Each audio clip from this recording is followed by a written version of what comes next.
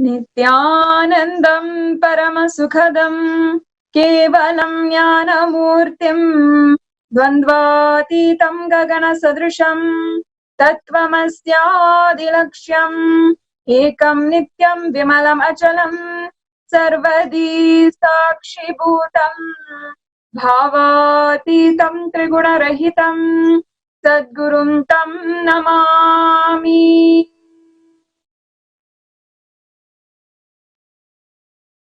Nithyanandam, and I offer my humble obeisance, my humble pranam to my beloved Guru, the Supreme Pontiff of Hinduism, His Divine Holiness, Bhagavan Sri Nithyananda Paramashivam, and an auspicious Suprabhatam, good morning to all of the Sri Kailasa Vasis everywhere around the world.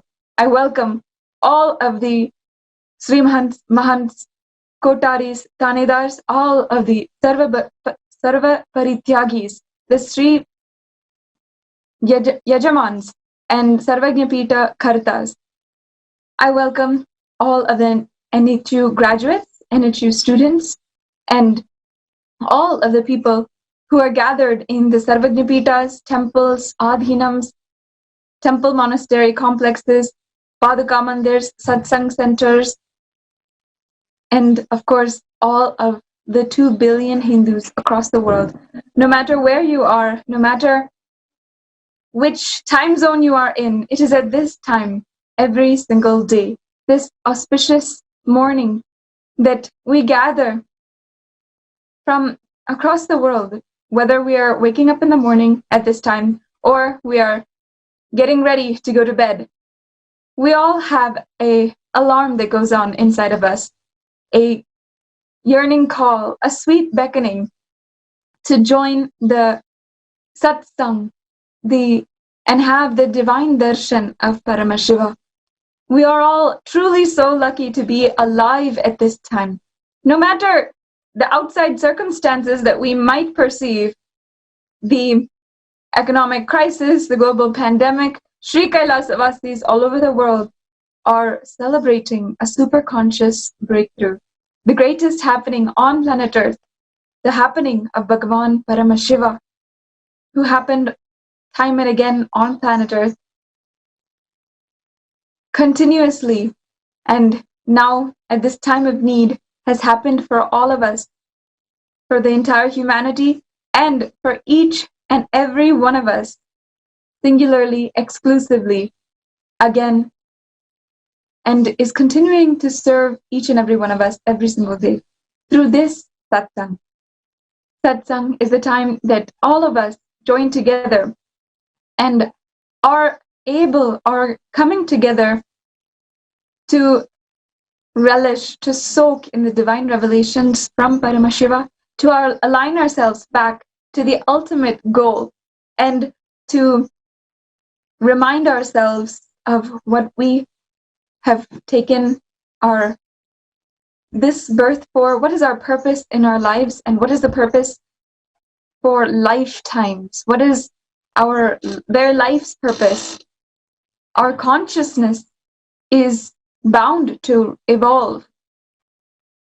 We have all come to this time now in order to have a superconscious breakthrough, in order to transcend the dire and strenuous human experience of going through emotions, frustrations, anger, violence, fear, greed, and transcending all of these into a divine, superhuman, conscious breakthrough.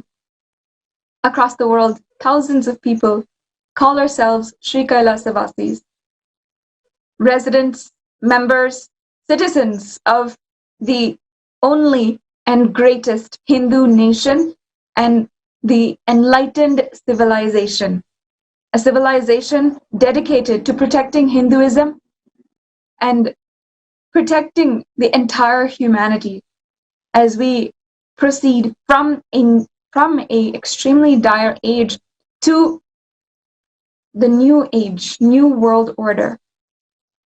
For those of you tuning in right now, I encourage each and every one to go to kailasa.org. You can explore for yourself how Swamiji has revived in the enlightened civilization on planet Earth once again. How this is one of the, perhaps the only hope that there is for humanity to survive, humanity to see its next generation. All of us are struggling with something. All of us are going through something in our lives, whether it is health, wealth, relationships. And His Divine Holiness has happened on planet Earth. Bhagavan Paramashiva himself has happened on planet Earth once again in order to give us that breakthrough, in order to not only solve what we want, solve our day-to-day problems and frustrations, but just gift us the ultimate breakthrough, the ultimate transformation into a new life. For the last more than 60 days now, since March 20th, since across the world, the United Nations, the World Health Organization, and countless countries, governments have announced global lockdowns, have foreseen economic crises. Since this has happened, His Divine Holiness has continued day in, day out, without a break, continuously serving the whole public, serving the humanity with the superconscious breakthrough at this really urgent time of need, when so many people across the world are really feeling a time of fear, a time of continuous tiredness, boredom, a time when our lives have become stagnant, have become under lockdown. It is our time right now to come together, to focus our entire awareness, our entire ambition inside of us, inside of our inner space, and we must wage a war within inside of us now, which will ultimately break through all of the outside happenings, the outside violences that we are seeing every single day. We should bring our attention into the inner space, into the spiritual world, into our consciousness, and bring ourselves back to the consciousness-based living. This consciousness-based living is what His Divine Holiness is continuously reviving, serving to each and every one of us. And one of the ways that He has literally transformed the lives of thousands on planet Earth for the last 60 days is through the program Paramashivoham Level 2. Paramashivoham Level 2 is a breakthrough program in which you are able to find that superconscious breakthrough, able to literally transcend the human experience which you may be experiencing every single day, which you may be really getting tired of, and start living a divine life. Over the next hours of this satsang introduction, before the time that we get to remind ourselves of the immense contribution that His Divine Holiness has made for all of us, we get to hear the lives and transformations of different Paramashivoham participants, and we get to see for our own selves, remind ourselves of the last 25 years of the international mission of Sri Kailasa, and of course, the last 43 years of the happening of the Avatar. It is truly an immense, tremendously auspicious time to live. I have been saying for the last 20 minutes continuously that it is an auspicious time. It is a time which we all should be grateful because His Divine Holiness is available for each and every one of us on planet Earth. Swamiji is an avatar. As per Hinduism, he is an incarnation of Paramashiva, the embodiment of consciousness. In Hinduism, we recognize that the gods, the supreme consciousness, divine beings transcend into our dimension, into the planet Earth, and happen on planet Earth in order to give us, each and every one of us, a breakthrough. Give the entire humanity, the entire world, a breakthrough. What His Divine Holiness has shown, even after relentless persecution, after touching, moving, transforming the lives of millions on planet Earth, is that He is none other than Paramashiva Himself, and He is the incarnation of Paramashiva. If you are watching this right now, I invite you to get to know more, to explore, and to become a part of the great revival of Sri Kailasa. This is one of the greatest movements towards superconsciousness, towards a breakthrough for humanity that has ever happened on planet Earth. You can visit kailasa.org in order to learn more about Sri Kailasa, and for registering for the program Paramashivoham Level 2, visit paramashivoham.org. Now, let us go into one of the favorite segments of the day, which I am so excited to be able to share every single day, the updates from Sri Kailasa.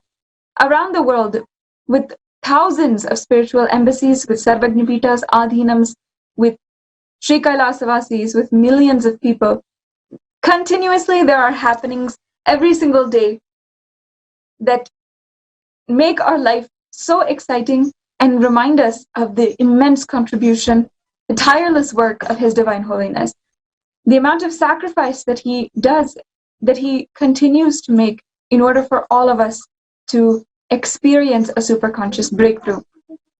It is extremely exciting to every single day have this reminder for each and every one of us.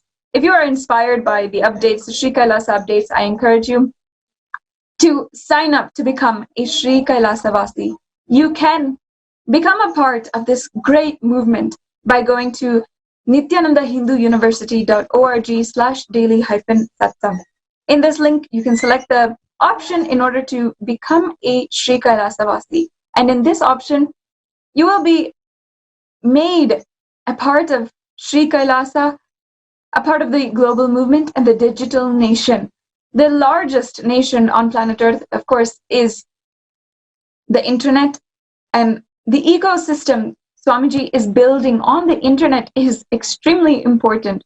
With all of us locked down at home, this is probably the nation which we are all citizens of more than we are citizens of our own countries. So I encourage every single viewer to sign up to become a Sri Kailasavasi at nithyanandahinduuniversity.org/daily-satsang. First up in the updates from Sri Kailasa is the Sri Kailasa Uniting Nations for a Hunger-Free World and Nutritious Food. This movement is one of the greatest contributions of His Divine Holiness over the last 25 years. And of course, for His entire life, His Divine Holiness has been tirelessly serving people, the positive energy, the superconscious breakthrough in every single way. And even in the way, the most basic way of serving another human being is serving food. The easiest, most simplest, and most pervasive way of serving another being, of transmitting the positive energy, is through service of food, of annadhan.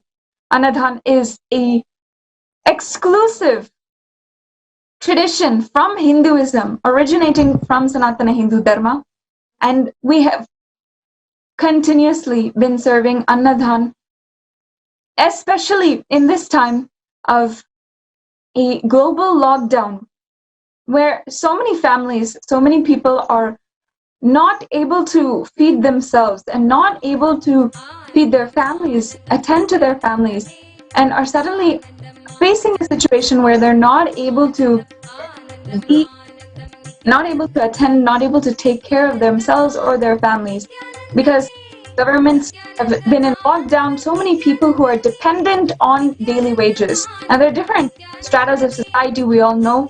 There are people who are dependent on daily wages.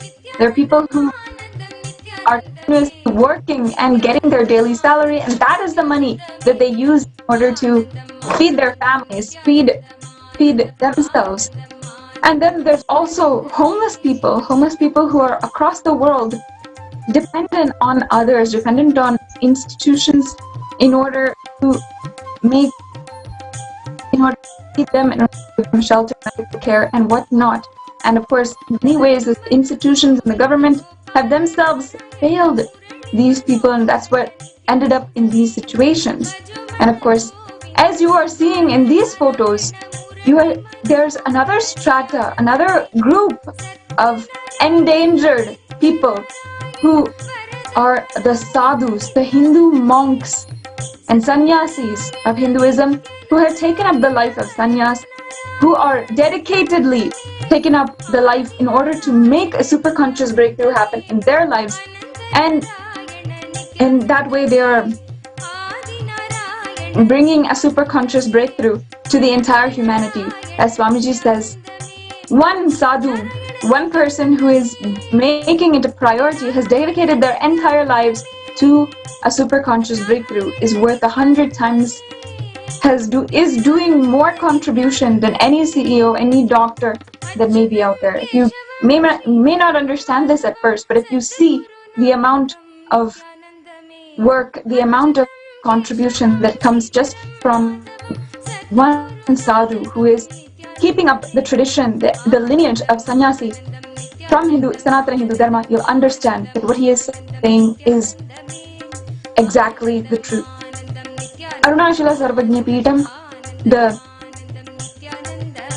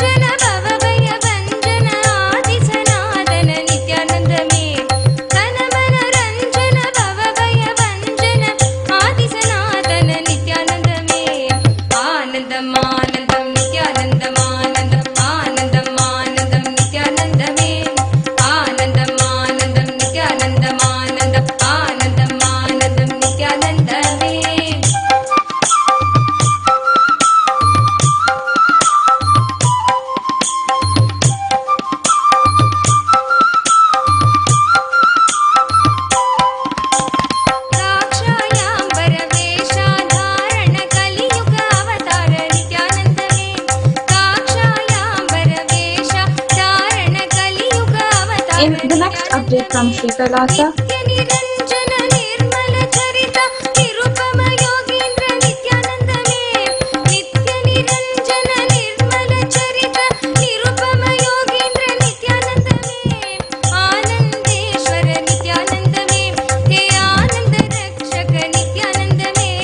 Update from Sri Kailasa. The Sri Kailasa United Nations for Organic Agriculture in collaboration with the Adi Kailash, Adi Sarvagnya Peetham, located in Vidati, Bengaluru, the spiritual headquarters for this grand movement of Sri Kailasa. We have been continuously harvesting, cultivating, and expanding the organic farming which is happening in Adi Kailash. As per the guidance of the Supreme Pontiff of Hinduism, His Divine Holiness Swamiji, we have been continuously expanding the organic farming, the organic farms, introducing new plots of land, introducing new vegetables, grains, fruits, and different kinds of produce and vegetables, which are all being cultivated and harvested in Adi Kailash. Each of these is in order to build a strong agriculture-based economy and a model community which is able to sustain itself, is able to become sustainable, be entirely a model within society. At the forefront of all of the Sarvagnya Peethas is, of course, Adi Kailash in Vidati, Bengaluru, the spiritual headquarters where His Divine Holiness resided for many years and poured his hard work, poured his blood and sweat in order to build brick by brick this Adinam, in order for millions of people to have the superconscious breakthrough. And in every single way, organic farming, Goshala, temple, lifestyle, all of these ways, Adi Kailash is one of the model ecosystems in order to show the world the great enlightened ecosystem of our ancestors, which was established by Paramashiva and of course is now being revived once again on planet Earth by His Divine Holiness. You are seeing some of the array, the various vegetables, fruits, including radish, okra, which is lady's finger.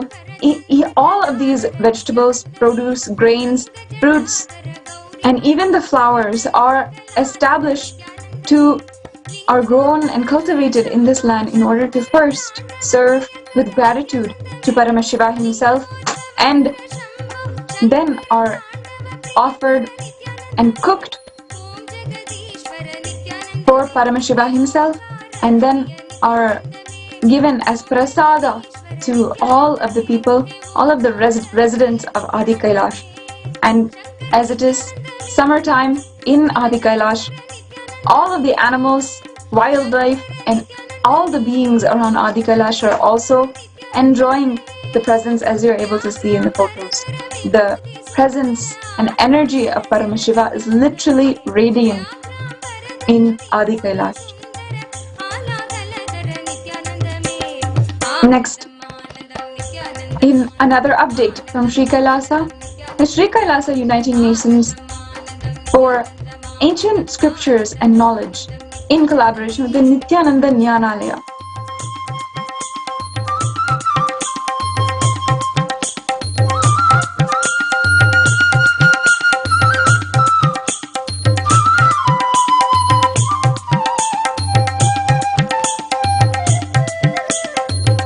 The Sri Kailasa Uniting Nations for Ancient Knowledge and Scriptures is going in a new momentum with the Nithyananda Satsang in order to collect all of the Hindu scriptures across the world, in order to revive all of the lost Hindu scriptures and collect them, make them available to each and every one. The Sri Kailasa and Nithyananda Satsang is calling out for volunteers to sign up. You can sign up by becoming a Sri Kailasa Vasi and signing up as a e-Shri Kailasavasi at nithyanandahinduuniversity.org/daily-satsang. Sorry. And you will be able to become a part, voice your support, and start working, start doing whatever you can in order to revive the great scriptures from Sanatana Hindu Dharma. Understand that in Sanatana Hindu Dharma, we have all of the solutions in our scriptures for every modern day problem which we might be facing. For global warming, we have several ways of making fuel from consciousness resources. We have several ways of making vimanas, flying vehicles, from just consciousness-based resources. All of these are different ways that His Divine Holiness has promised, has even spoken about several times, in order to bring back the ancient civilization, which is entirely earth-friendly, environment-friendly. These are solutions that we are extremely in need of in this day and age. And all of it is in our scriptures. All of it is in the great scriptures of Sanatana Hindu Dharma. The Nithyananda Jnanalaya, and its entire purpose is in order to bring this back and contribute to humanity with the best of our great sciences. So if you'd like to start becoming a part of Sri Kailasa and you are excited by these updates, whether it is the continuous service of Annadhan, the organic agriculture, or the efforts and work of the Nithyananda Jnanalaya, all guided by the Supreme Pontiff of Hinduism, His Divine Holiness, Bhagavan Nithyananda Paramashivam, you can become a part of Sri Kailasa today and start contributing to the world with the best of everything which exists, the best for humanity itself. You can sign up at www.nithyanandahinduuniversity.org/daily-satsang, and the link is provided to you down below. Today, as declared by the United Nations, is also World Bee Day. Of course, it is recognized by the international forums, by scientific communities, by so many different cities and forums that today is the day that we recognize bees, honeybees, and different species of bees for their contribution to planet Earth. It is not just human beings who contribute to ecosystems on planet Earth. It's not, and Sanatana Hindu Dharma has recognized that for thousands of years. We have recognized that all beings contribute to planet Earth. All beings have a right on planet Earth. And of course, it has been extremely scary, extremely threatening to us to see the endangered species, endangered living for bees and honeybees on planet Earth. It is shown to us in very many ways that bees are extremely fundamental to the ecosystem, the biological ecosystem, and are fundamental to our very living and existence on planet Earth. We are in need. We are literally dependent on honeybees in order to exist on planet Earth. And the fact of the matter is that in Sanatana Hindu Dharma, in our very Kamika Agama, one of the source scriptures, Kamika Agama, is a ancient scripture written by Paramashiva himself, in which the very lifestyle of Hinduism is dictated verse by verse by verse. It is such a beautiful scripture in which you can yourself get lost in the words of Paramashiva, how he guides each and every one of us in order to become more and more super conscious beings, in order to guide each and every one of us to become higher and higher, evolve higher and higher in our lives towards enlightenment and radiate a super conscious energy. And these were also talked about as a very important aspect of the ecosystem. His Divine Holiness himself has spoken on how bees are inherent in the enlightenment ecosystem, how they are actually a part, how we, in Adi Kailash and all of the Adinams, Sarvagnapitas all over the world, the presence of bees is a sign that Paramashiva exists there. We literally see bees as a sign, a glorious and an auspicious sign of Paramashiva himself. And it's there within our scriptures that the presence of honeybees is a really auspicious sign, a sign that life, vibrancy, God is literally living among us. And if you see in Adi Kailash, everywhere in the living spaces, especially in the temple, in the Nithyananda Paramashiva Devalaya, in the construction there in the temple, and as well as the residences, the honeybees are coexisting along with us and having their own ecosystem in order to enjoy Paramashiva there. So before we proceed into the satsang introduction, in order to recognize in this international platform for World Bee Day, let us hear His Divine Holiness's message from the ancient scriptures and what he has said on bees.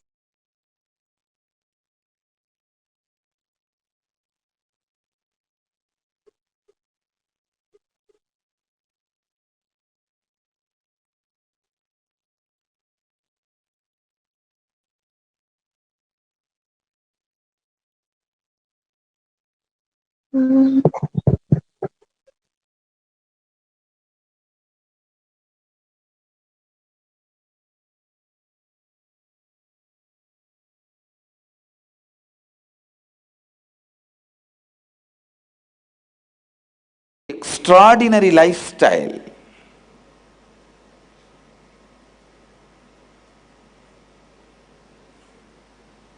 Amazingly declaring the yogic powers.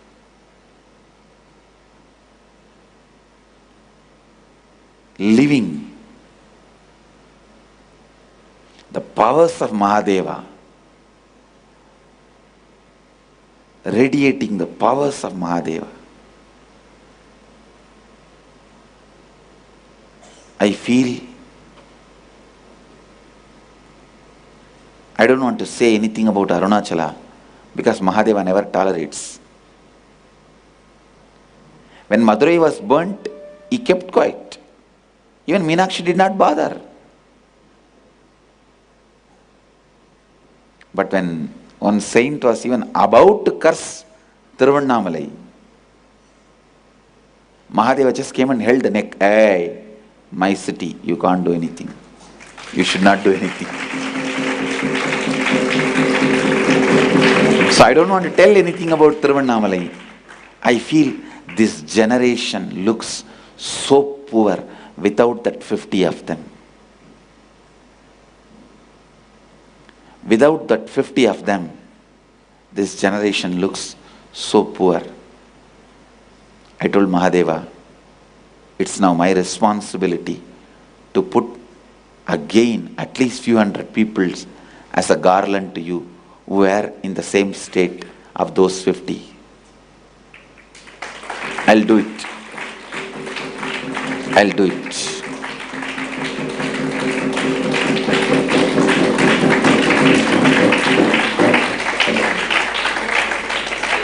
Just like how we get wooden pillars from the old houses and refurbish and give it back to society, I'll get the old souls from Kailasa, refurbish them with a modern language and knowledge to reach out to the world, humanity, and give it to humanity.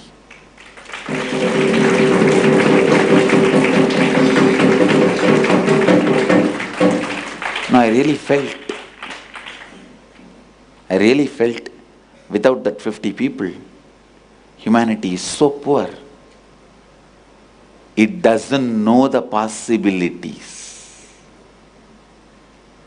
It doesn't have any more living examples.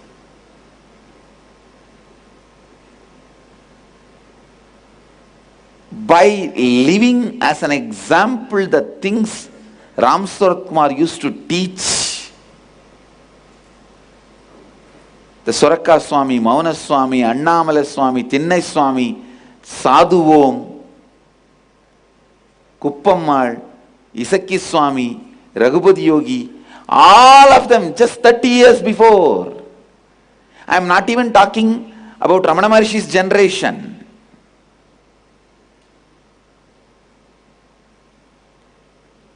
Humanity has become so poor without them. Because now none of you even have one single living example to see and learn. To see and learn.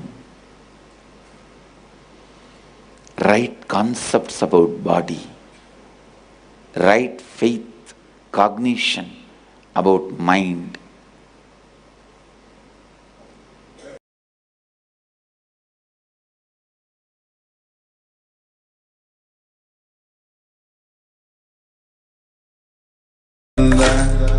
Paramashivam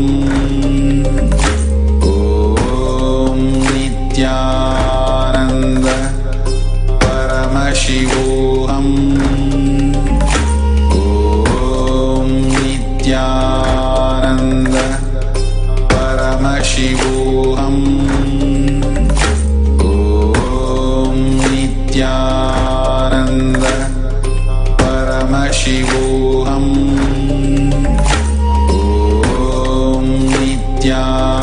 Nithyananda Paramashivam Om Nithyananda Paramashivam Om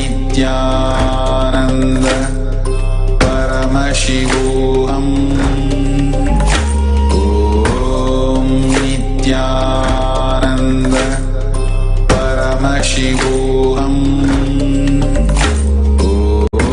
Om Nithyananda Paramashivam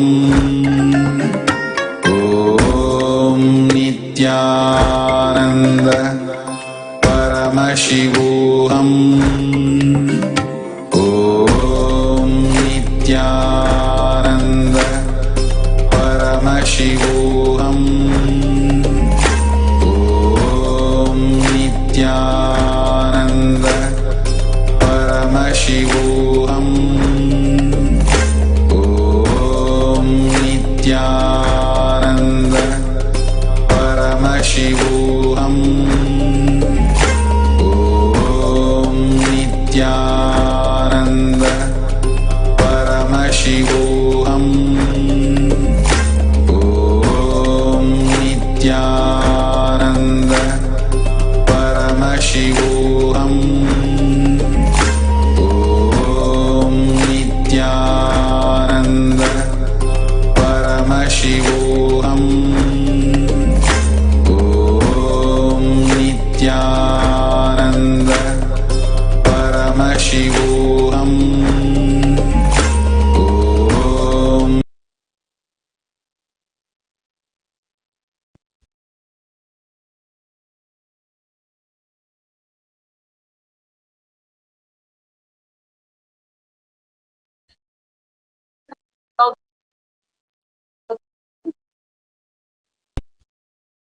As we were explaining today, as per the United Nations, as declared by the United Nations, the governing international body,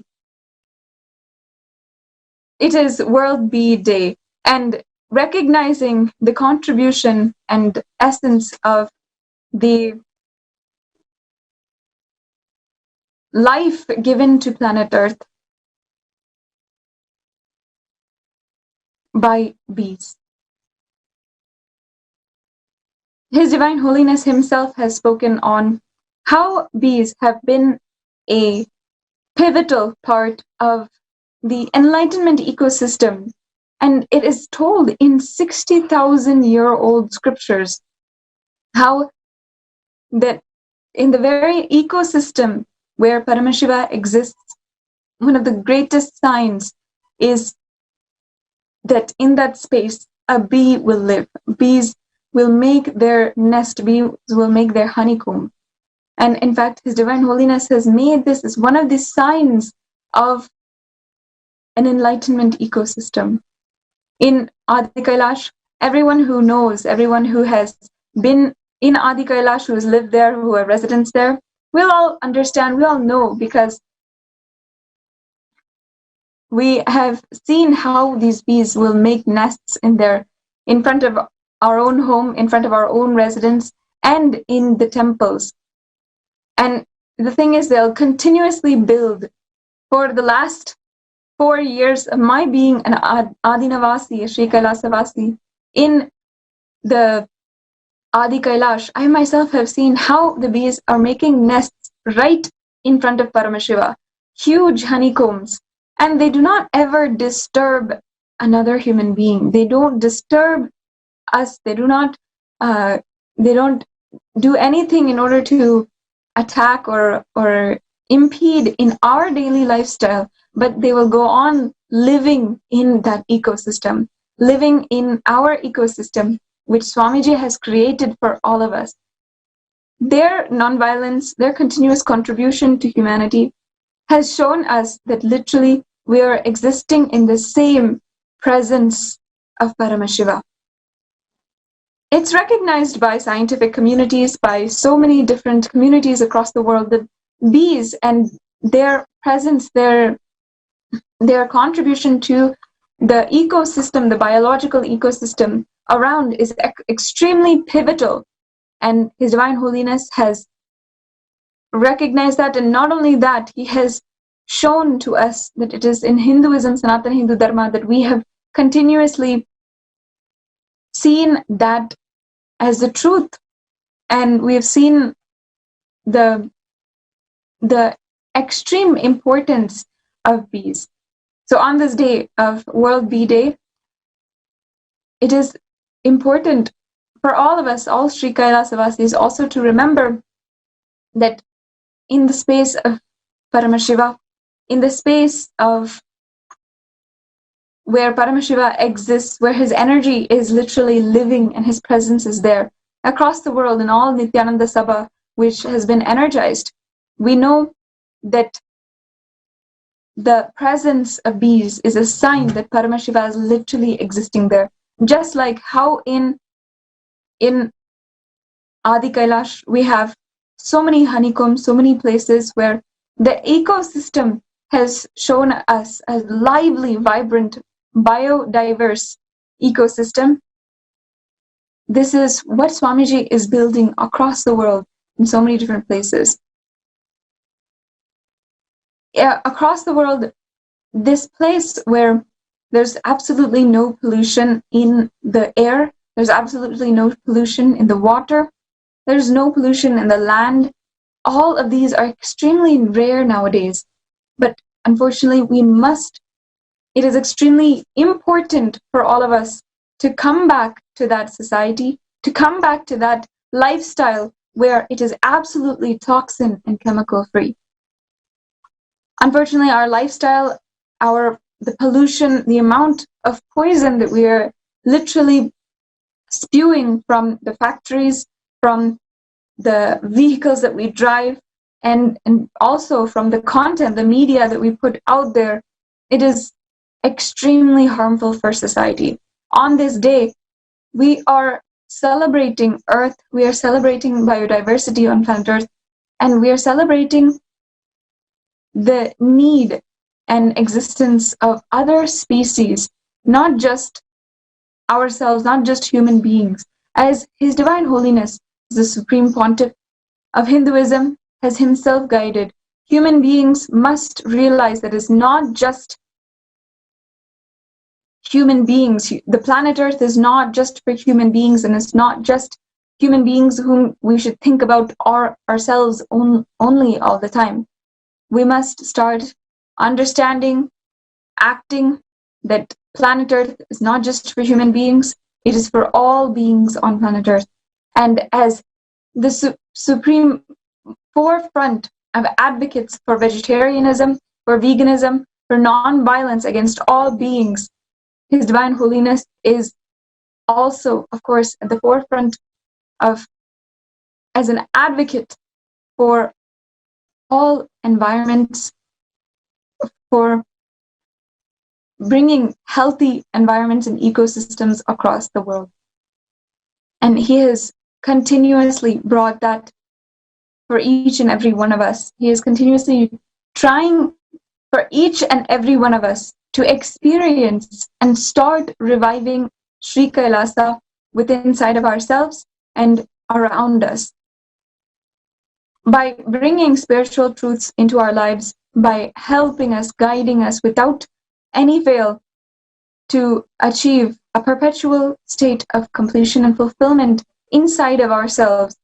That is true peace, which ultimately leads to global peace, to world peace, which can ultimately only secure our future and the future generations. For this day of the International Day for Bees, which is recognized by the United Nations, let us watch.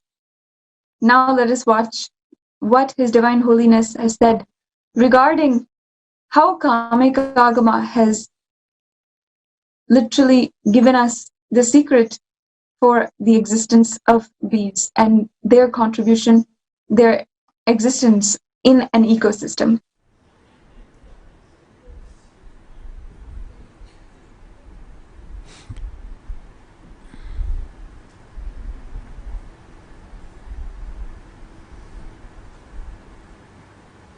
Understand,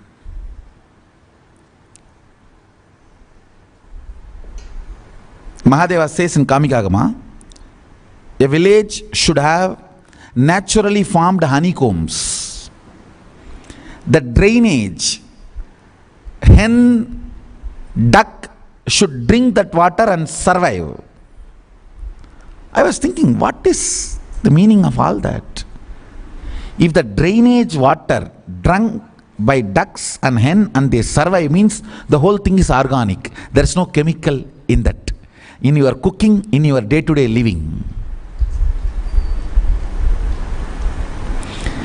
If the natural bees are growing honeycombs, means that air pollution, understand, for a bee to survive, 4 things are required. The ground cannot be polluted. In polluted ground, if a flower grows, if the bee drinks that honey, it will die in few seconds. First thing, the land has to be pure. Second thing, from that land, the flowers which come up, they have to be pure, means air has to be pure. Third, the water source has to be pure. Only then the honey which comes in that water, in that flower will be pure. So the bee can drink that honey, flourish and build honeycomb. Understand, bee does not fly more than 1.5 kilometers in their whole lifetime. They live in 1.5 kilometer region only, maximum 1.5 kilometers. Moving them beyond 1.5 kilometers is a big job.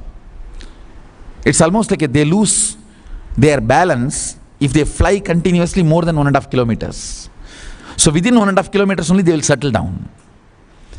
If there is a place, natural honeycomb farming, Sadashiva says that is a blessed ground, start living there, I reside there. Now I understand why he says what he says.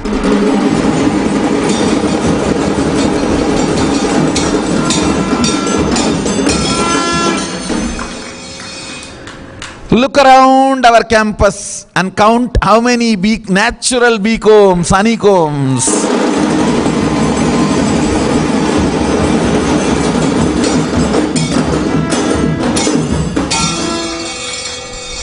And he says, hang mango flower. Understand, not fruit, flower, mango flower. Before becoming fruit, that mango will give a flower, small flowers. Mango flower, neem flower, rice, paddy. Hang all that in your door frame. Sparrows should come and eat them. Only then you can live in that house. Means sparrows have very sensitive lungs.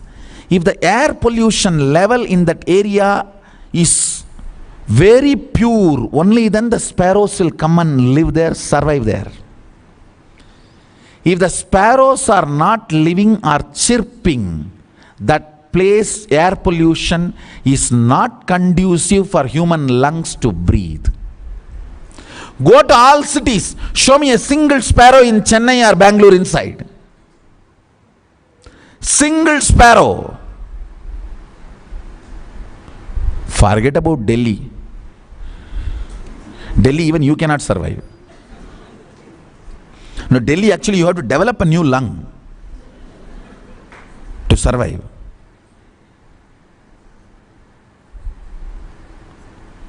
Tons of articles are coming out in the modern day. The chemtrails, chemical trails are infused to keep human beings dull, sober, sick, under control.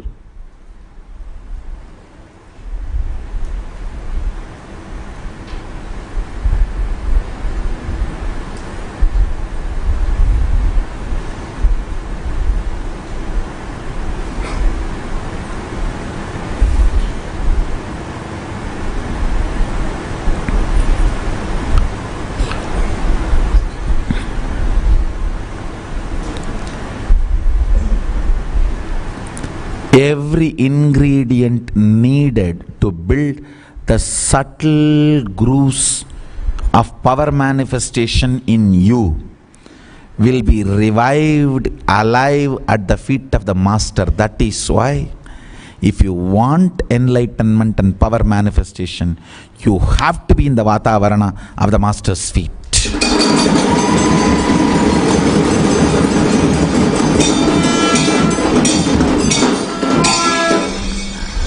You may be crorepati, but you eat only shit.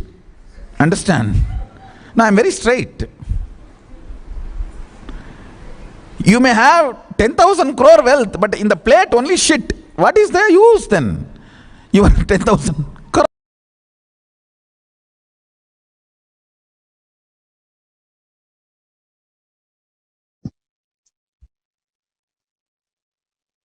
Yes, as we heard from Bhagavan himself,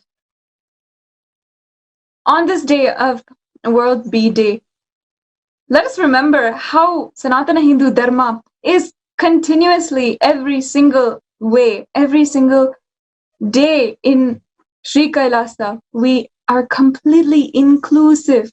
We always invite the other beings, bees, sparrows, ducks, swans, whatever it is, into our ecosystem, and we live and coexist with them. Ultimately, on this day of World Bee Day, we remember coexistence as our fundamental philosophy and how we should always have that. We should always have that as a primary way to live. In our next update, I invite Nithyananda to share with us about the latest updates from the Akhanda Nirvikalpa Samadhi Jnana Yajna, a global movement that His Divine Holiness inaugurated on just a few days back, today being the 7th day. We know His Divine Holiness has been continuously contributing in one way or another, whether it is the Pachepatani Vratam, the Paramashivam Level 2 program, the Kailash Courtyard sessions now. Whatever it is, we have continuously found breakthroughs, continuously new ways to keep our life so exciting and with so many different breakthroughs. So now we'll hear the updates from the Akhanda Nirvikalpa Samadhi Jnana Yajna.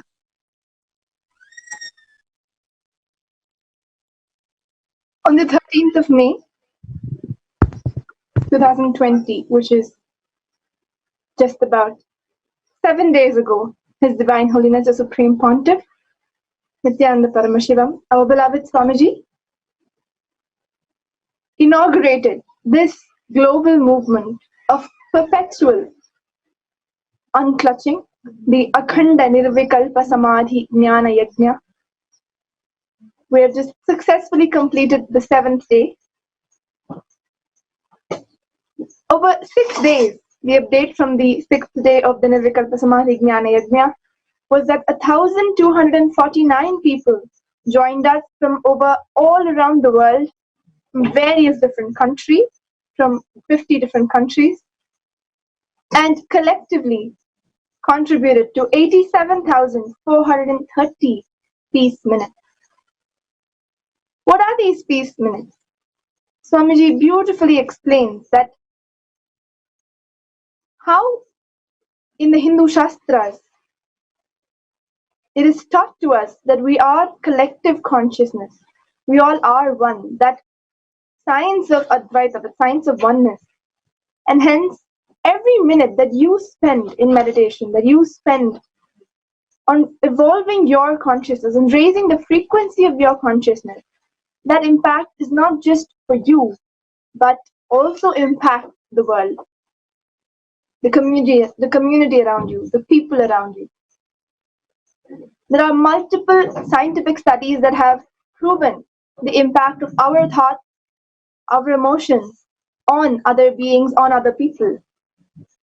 We have the famous experiment of Dr. Emoto, who proves the impact of our thoughts on water just consistently when you're expressing one single emotion or having one certain thought current, just even to matter, which is water, that water also responds. And when crystallized, we saw how each crystal, how each sample of water that was exposed to a different kind of human emotion crystallized in a different way. Similarly, we have multiple scientific studies which prove to us the impact of human thoughts, emotions on the world, which is only because we ultimately, all of us, are one from the level of our consciousness. Swamiji, His Divine Holiness, explained and inspired all of us to join the global movement, because when we do it as a group, the group energy, as a group of thousands of people sitting together for the same cause, sitting in the space of unclutching, that impact that we are creating on humanity, that we are creating on the world, gets magnified.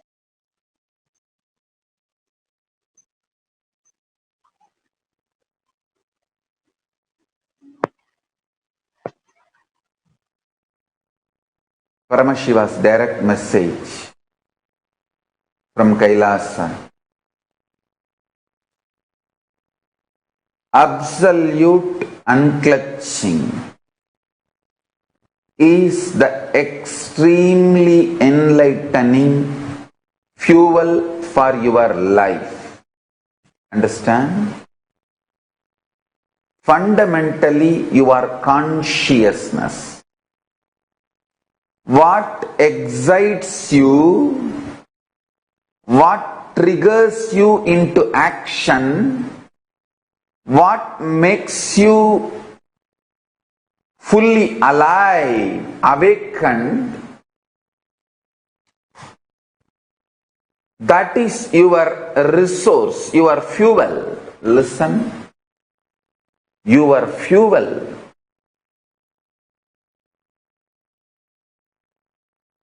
Need to be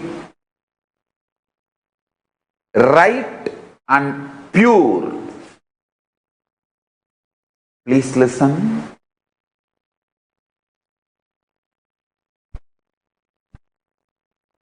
If you use the right fuel, right resource to excite you, inspire you, energize you, you will have respect for yourself. You will have respect for yourself.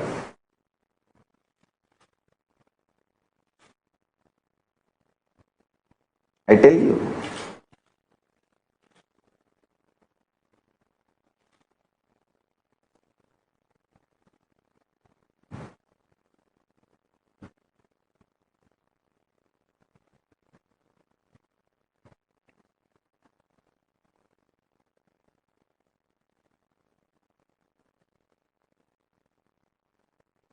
If you use meat as fuel for your body, slowly but very definitely, even you will lose respect for yourself. If you use alcohol to pass your time, to pass your life, even you will not have respect for your life. Hey, to be deluded in alcohol, why should you assume even one body? You asked Paramashiva and Paramashiva gave you this body. If you are deluding yourself in alcohol and keeping you dull, passing your life, it is absolute abusal of your body. And Paramashiva who gave you this body. Come to basic understandings and integrity. Listen. If you come to basic understanding and integrity, your life will be beyond your body. I am telling you.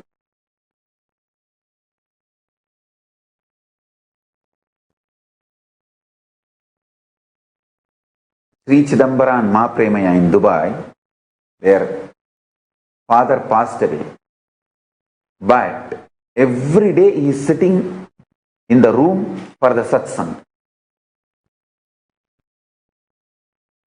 And I am telling you, every day he is there. As usual, how he sits, he is sitting there, attending satsang sincerely. Because body is no more binding factor for him. He became so intensely connected to me. His body was not binding him anymore. I tell you. Reach a space where your body never binds you.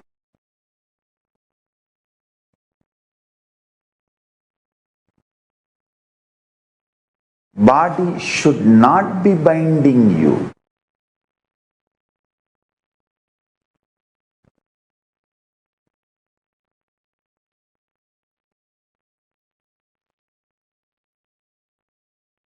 The fuel you use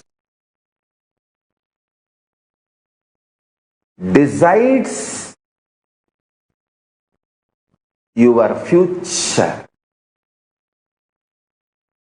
Let unclutching, intense unclutching,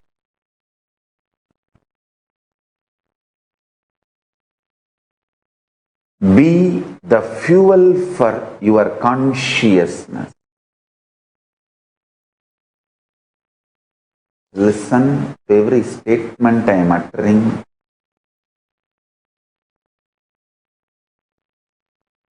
Use this lockdown period all over the world. Change the fuel for yourself. You may be using wrong fuels in the past. Now, this lockdown period is the best time to shift the fuel for your system. I tell you. Nirahara Samyama itself is to change the quality of the fuel. Change the fuel.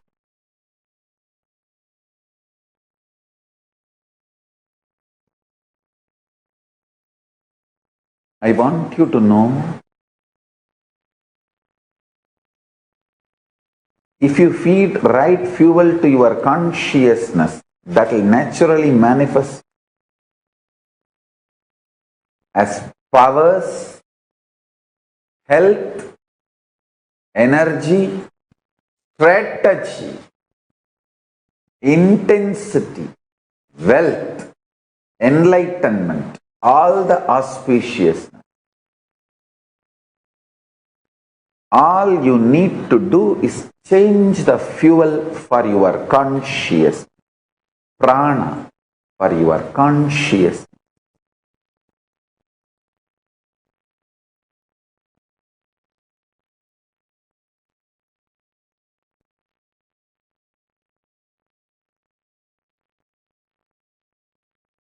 I'm so happy all over the world. Thousands of people are sitting unclutched. We already made 4,41,000 minutes. People sitting unclutched all over the world.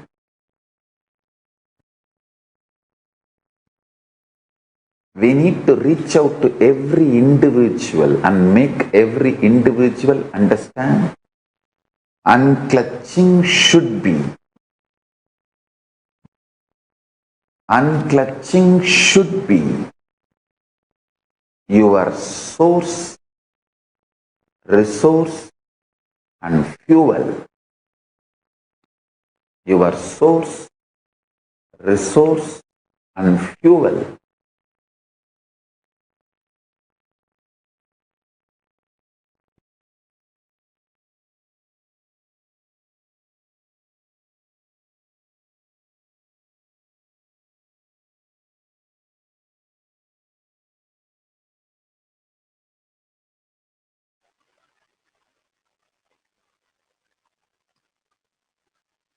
Swamiji, His Divine Holiness.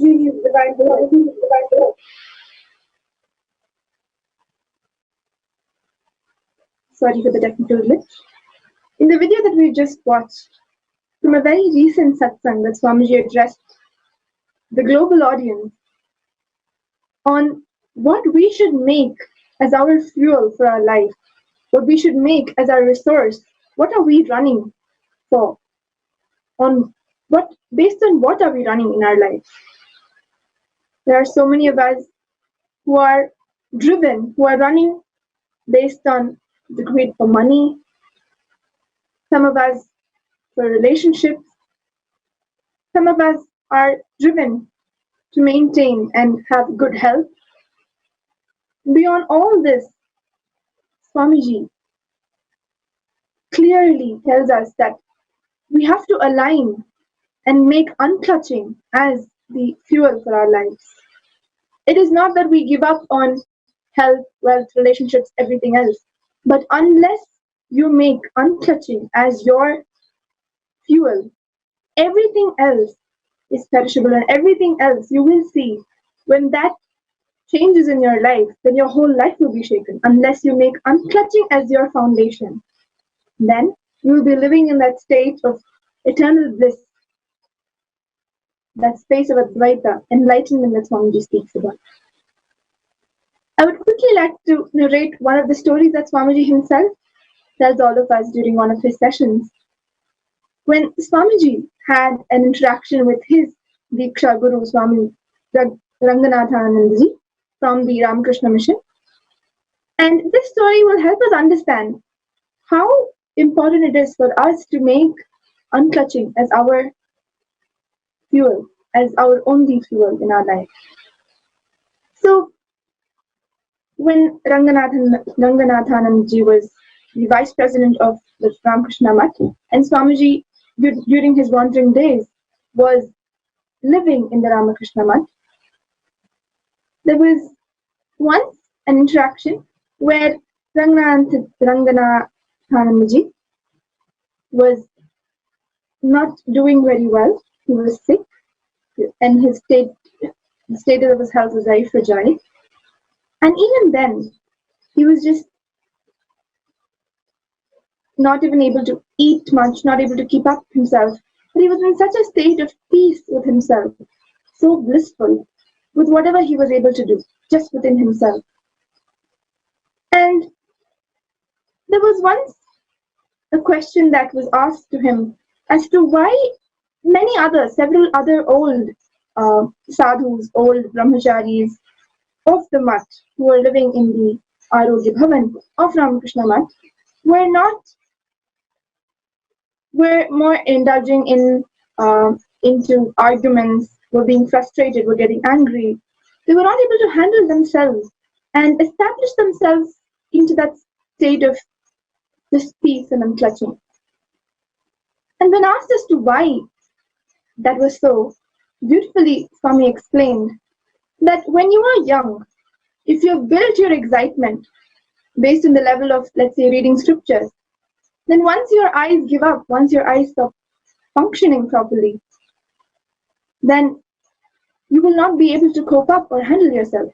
If you build your excitement just to the level of chanting mantras, then once your brain and once you're not able to do that due to old age, you will not be able to handle yourself unless you establish yourself in the space of unclutching. Just establishing yourself into your consciousness. Only then, whatever that may change in the outer world, you will be established in that space of unclutching. It is so beautiful here. Ranganathanandaji is not even telling us about fixing your excitement on something else like food, money, relationship, entertainment. No, even if it is in spirituality, if it is just limited to reading scriptures or limited to chanting mantras, that also, at some point of time, you will not be able to perform that and you will not know what next then. Now, when we are all able, we are all having the opportunity, the time, during this lockdown especially, when we have the opportunity, the time, and Swamiji who is here to teach us and guide us through, let us use this time to establish ourselves and learn and practice the signs of unclutching and experience that innate natural bliss that we are all capable of, that is our birthright. Let us take this time to establish ourselves in that space. I urge each and every one of you to sign up, if you haven't yet joined us, for the Akhanda Nirvikalpa Samadhi Jnana Yajna, which is happening 24/7 around the clock in various different regions, various different countries around the world. You can sign up at any time. Just decide to contribute at least 1 hour of your day towards this yajna. Sign up on the link that is being projected to you on your screen now. You will be guided to join your local zone, your local global spiritual community. If you're from the San Jose, if you're from Houston, if you're from India, or if you're from Europe, wherever you're from, just choose the option, the various options that you can choose from when you sign up, and you will be guided to join your local community, and you will be trained, taught. You do not need any prior background or any prior experience to be a part of us. We will completely help you, support you, and train you to perform and practice the untouching technique. All of you, anybody from all castes, creed, religions, genders, with no discrimination, is welcome to join us in this global movement, which will impact the world, which is intended to heal the world, the planet, of all the impacts due to the coronavirus. We'll give you a few seconds. Well, you can sign up on kailasa.tv/minutes for peace, where each and every minute that you contribute is not just enriching your life, but raising the consciousness of humanity.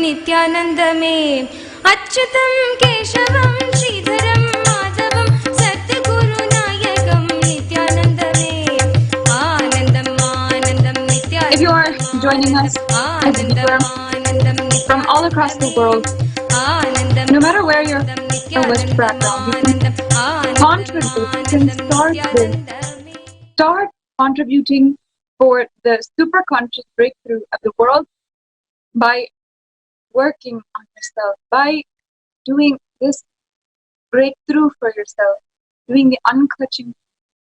And if you just sign up, you will be led step by step on how to log in, where to log in. And once you are logged in, you will be guided by the Apat Sannyasiks, by Sannyasiks initiated and blessed by Swamiji. And they will be able to guide you in doing the yajna. Now, for Paramashivoham Level 2 program, we are coming in to the very last days. Tomorrow is the last day of the season 4 of Paramashivoham Level 2. And on May 22nd, we are starting the season 5. And His Divine Holiness will be blessing all of the participants with season 5 of Paramashivoham Level 2. And it cannot be said enough. If you have not already, if you are, waiting for a good time for yourself, it is now time that you can become a part of this super conscious breakthrough. You can give that gift to yourself. Today, we have many excited participants who have attended Paramashivoham Level 2, who are attending and have attended Paramashivoham Level 2, and they are seeing a breakthrough in the way that they are manifesting Shaktis, in the way that they are connecting to Swamiji, and the way that they are living in so many different ways. I have said it, Swamiji has continuously been telling, no matter what you want in life, whether it is health, wealth, relationships, whatever it might be, you can get it through a super conscious breakthrough. By just sitting for the session of Paramashivoham Level 2, it can truly happen in your life. You can manifest whatever you want. Now, let's hear from a few participants who are so excited to share with us on this global platform for all of the viewers who are tuning in for the first time, and for all the Paramashivoham participants as well. Let's hear from a few of the participants. First, we have Ma Susmita Ghosh from New York, who is excited to share with us about her manifesting Shakti's experience. And for the last few days, we've had some of the sessions being Kailash courtyard sessions. Swamiji has been giving us the most powerful initiations and processes, and after which so many people have had so many breakthroughs, literally been started to manifest in an entirely new level. So Ma Sushmita, thank you for joining us, Ma. And it's my pleasure to be able to introduce you to all of the participants, to all of the viewers. And you can go ahead, you can share with all of us about tell us a little bit about your background, where you're from, maybe how you have come to this program, and we would all love to know the experience that you've been having in Paramashiva. Thank you, Mom. Nithyanandam. My name is Susmita Ghosh and I'm from New York, but I'm originally from West Bengal, Kolkata. And many people know that Swamiji always talk about the Paramahamsa Sri Ramakrishna. So my place is very close to Ramakrishna. So first I would like to thank each and every being, and also my deep gratitude to Swamiji for choosing me in his lab. And I knew Swamiji from my husband. So he attended the IA program in 2014, and then we got married. And after that, 2017, I got to know about Swamiji, and I went to New York Adinam to attend couple of programs online, and where I got a chance to speak with Swamiji. And also I have attended couple of online programs for last 2 years, 2018 and 2019. But I have many things to share about Swamiji in my life, the grace. But today I will share a couple of things which I'm really, really excited, because I always have intention in my life that I will have Guru in my life. And when I was in 10, I have asked my mom that why I don't have guru. I need guru. And then my mom didn't say anything. So that desire was inside me, and 2017 it's become true, and Swamiji had found me in his lab. So I'm really, really gratitude to Swamiji, my eternal gratitude. But the thing is, I always love when I heard about Swamiji's teaching on YouTube, many satsang. But initially, I could not understand anything what Swamiji is speaking about. What about Swamiji speaking? But when I did the Nirahara, past 7 months in 2019, but during the Nirahara, I could see that the initiation through the oneness capsule and the satsang, I could really grasp what is Swamiji is telling about it. Although I knew that what is consciousness and awareness, everything, but I didn't know that I could see that consciousness, how much I am conscious, in my day-to-day life. So that I have learned from Swamiji. And Swamiji's couple of teaching like perpetual completion and also the unclutching, those are really, really interesting in my life. And right now I'm applying in my life. Also I am enriching to people. I enrich my parents with that teaching. And little bit I would like to share about the Paramashivam level 2 program. And I never met Swamiji in person, and also I never seen Vidadi, but Swamiji has came to my house. And during the Paramashivam level 2 program, Swamiji has manifested whole Nithyananda Sabha for me, because I really, really have interested to have Nithyananda Sabha in my house. So Swamiji had manifested during the 16 days program, the Nithyananda Sabha. And about the power manifestation, I would like to say that I attended that NKY program in 2018. So after attending this NKY program, I started manifesting the power, the third eye power. But before that, 2 months, I was doing meditation, the third eye meditation, which Swamiji has in the YouTube. I used to put organic kumkum and turmeric on my third eye, and I was really, really, I was really eager to open my third eye. So, and finally, after that NKY program, I realized that my third eye has started vibrating, and also I could see the remote vision power and little bit of body scanning power. But after that, I was continuously doing the power manifestation. Whenever I have time, I always do the power manifestation from the consciousness over matter, body scanning, healing, and also third eye reading. But during the Paramashivam level program, I am attending from batch 1, but still I am in the batch 4, season batch 4. So I will also do the last batch. It is very, very interesting for me, because I'm so addicted about the power manifestation. Even I could do the tyaga about food and everything just for the power manifestation.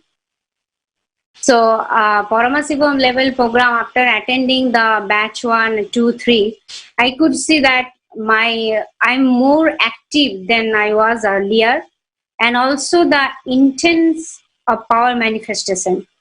And especially on this batch, Swamiji has surprise courtyard session, which is really, really blessings for me, because I always have heard about the courtyard session from YouTube and from different participants. But I always ask Swamiji, can we have a little bit about the Kailasa courtyard session? So I suddenly, Swamiji manifested in my life. See, that's why I'm attending this courtyard session also. And the initiation, through Swamiji's initiation, everything is possible in our life. Whatever the door we have closed in our life, whether it is consciously or unconsciously, but through Swamiji's initiation, Like everything is open for me right now, and I can see that I am the creator actually. And I always have early morning to night, always I cherish and always I utter the powerful cognition, different type of powerful cognition, which is helping me to grow super conscious breakthrough, and also the state, space, and power, and being a Paramashiva. So there are many things I have in my life because of Swamiji. So that for everything, each and everything, I really would like to say that my eternal gratitude to Swamiji for choosing me in his life and giving his blessings continuously, because I didn't have Swamiji even met physically. I didn't even anything. I didn't even see Swamiji, but everything is happening through online. So it was really, really great blessings for me. Yes, Ma, thank you so much for sharing. It is really inspiring to see your journey through power, just through power manifestation.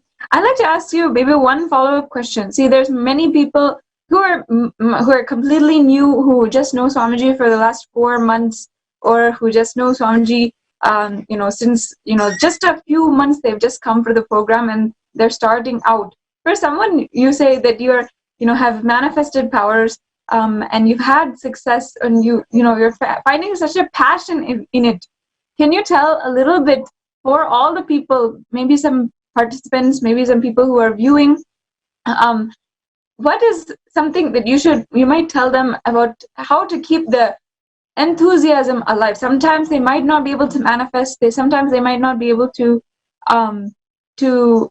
manifest what they want really, and they might get frustrated. So what would you say to them to continue their journey in seeking? Yeah, so I would like to say from my experience that one thing I always have done in my life, that is puja, the Nitya puja in the morning, which I'm doing as far I remember when I was at the age of 6. So I started doing puja, and I really, really connect with each and every Ishta Devata. Earlier I had the Ishta Devata is Parashakti, and then after a few months later I switched to Shiva. So right now I'm actually worshipping Paramashiva. So the puja is one thing, daily puja. And second thing is Nithyananda Yoga, which will help you to manifest your all dimension, all the 11 dimension, which will help to manifest. And the third one is simple integrity and feeling connection with Swamiji. And when we are doing power manifestation, we are not doing power manifestation. Actually, Swamiji is manifesting through us. For example, if I say like remote vision, when I was doing the Kailasa remote vision power, I just simple sit with my integrity with Swamiji, and I was just asking Swamiji that could you please show me that the place given by to the participants. And I could see that Swamiji is taking me to their place, and he is showing me each and everything, and I can even touch the participants' things in their house. So, which is really, really amazing blessings for me actually. So these are the three things is actually I feel, and also like Swamiji has said that your whole biology is thing. So the more and more detoxification will help you to manifest the intense power, and everything is possible because of Swamiji. Yeah. Thank you, Master Smita. That's a really great insight. And of course, that's what Swamiji has been saying, and you're telling as an example what Swamiji has been teaching us, each and every one of us, that yoga, puja, and deep feeling connection with the Guru. These are the things that help us manifest and keep that will persistence in manifesting Shaktis. And of course, as Sushmita has said herself, in her life, it has literally, that is what has manifested, that is what is continuously helping her manifest as well. So to all of the viewers, manifesting Shaktis is such a fundamental part of this super conscious breakthrough which we are giving ourselves. This is and something which after thousands of years, Swamiji is reviving for the first time in such a large scale, after so many centuries, after another, a turn in the history itself. We are manifesting Shaktis once again. So it is so important to all of the viewers. If you have not done the program, you're inspired to start this journey, start a superhuman journey, and start this transcendence into super consciousness. You can register now at paramashivoham.org. Thank you, Ma Shushmita. Next, we have Ma Ravina from Trinidad, who wanted to share with all of us about her experiences with Paramashivoham, a very unique experience, which I was so happy to hear before just 2 days ago, and I asked her to come and share this experience with all of the viewers today. So, Ma Ravina, can you unmute yourself? Let the viewers know a little bit about your background, about where you're from, and you can share what you wanted to share. Hi, Nithyananda. I'm Ravina, and I'm from Trinidad and Tobago. And I got to know of Swamiji in December 2018. My journey with Swamiji started from a really low point. At that point in my life, I was really, really low. Like, I literally felt I was at rock bottom and nothing was going my way. Financially, I wasn't stable. I had no relationship. I had no family. At that moment, I was feeling like I don't have anything to live for. So one day in work, I was scrolling through Facebook and I saw this post where Swamiji's Kailasians were coming to Trinidad and they were doing their Homa Puja. So I contacted Ma Parvati, who is part of the Sangha in Trinidad, and she enriched me about it. And she told me the cost was 500 per Homa, and I didn't have no money. Honestly speaking, I had no money. I didn't know where I was going to get the money. But deep down inside of me, I know I wanted to go and do this puja. And that same day, my boss called me and he was like, 2 patients coming and they need 2 medical and to keep the money because he was owing me a lot of money back then. So the 2 medicals came up exactly to $1,000, that exact amount of money to do the 2 homas for the pujas. So I went and I did the homas, and being in that space, everything inside of me changed from not wanting to live, from not being excited about anything. I just felt like a new person, like this is for me. Like, I can't even remember the person I was before I entered the temple to do the Homa. So after that, I knew this was my journey and Swamiji is real. He is Paramashiva, because it have so many people that go through what I went through and they wouldn't have made it out. A lot of people commit suicide. A lot of people end up in mental hospitals. And knowing the state I was in mentally, I know I myself can pull myself out of that. So I know he is real, that he is Bhagwan himself. So after that, I started to follow him, follow his satsangs, follow his teachings. I joined Sangha in Trinidad, and I was always in it, like doing what I could. And in March 2019, I messaged Swamiji personally on his page, and he told me to attend Paramashivam. But back then, and even now, I didn't have the funds to travel, and I didn't even have a visa. So I told him that, and he was like, blessings, my dear. And I told him, okay, Swamiji, as soon as I have the money and as soon as I get a visa, this is the first thing I'm going to do. I'm going to come and do Paramashivoham. And he still said blessings. He said, blessings, my dear. And that was it. And in December 2019, he said they were having Paramashivam in Trinidad. And I was like, oh my God, this is my chance because I don't need a visa to go to India. He's bringing Paramashivam here. And I was like, okay. But I still could manifest the money because I had so much stuff going on. And Paramashivam ended up getting cancelled. And I told myself, he said I would attend Paramashivam, but he didn't say which Paramashivam I would attend. So I still held that space that eventually I will be attending Paramashivam. And then I was looking at Satsang, and he said he was having Paramashivam in our homes for us. We just need to register, we just need to say yes. And I was like, oh my goodness, this is my breakthrough. He did say I would attend Paramashivam. So the first thing I did, I rushed to register myself because I wanted to make sure they get my application and whatnot.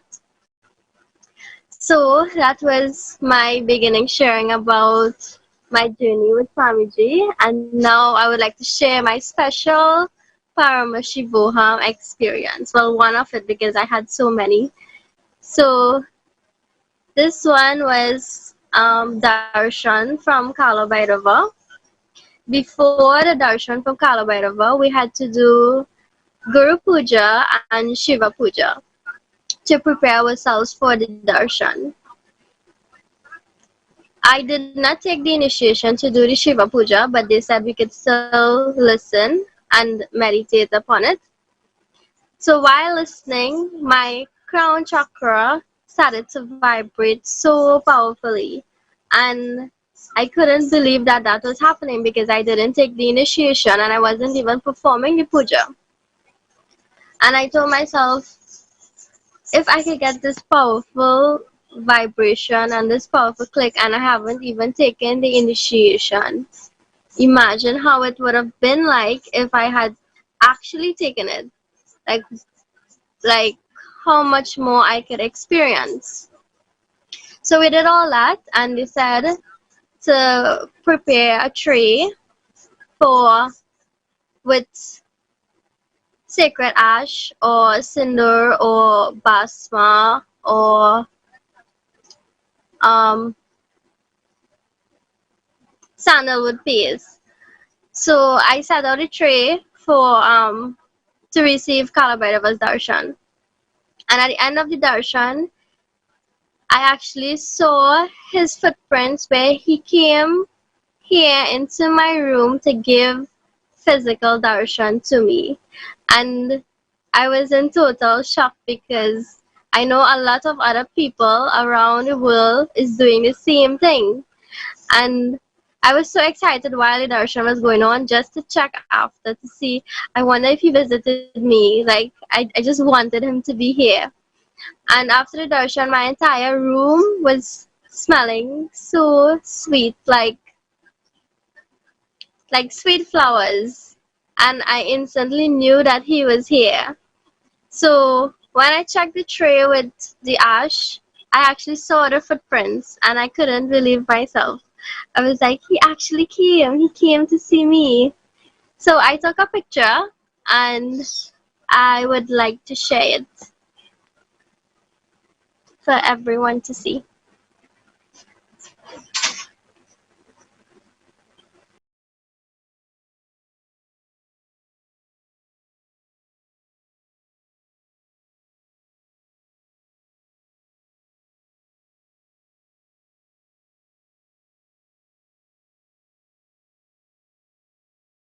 Okay, well, I don't think I could share the picture, but I know he actually visited and I couldn't believe that he did come. So that was my beautiful sharing so far. Yes, ma'am. Thank you.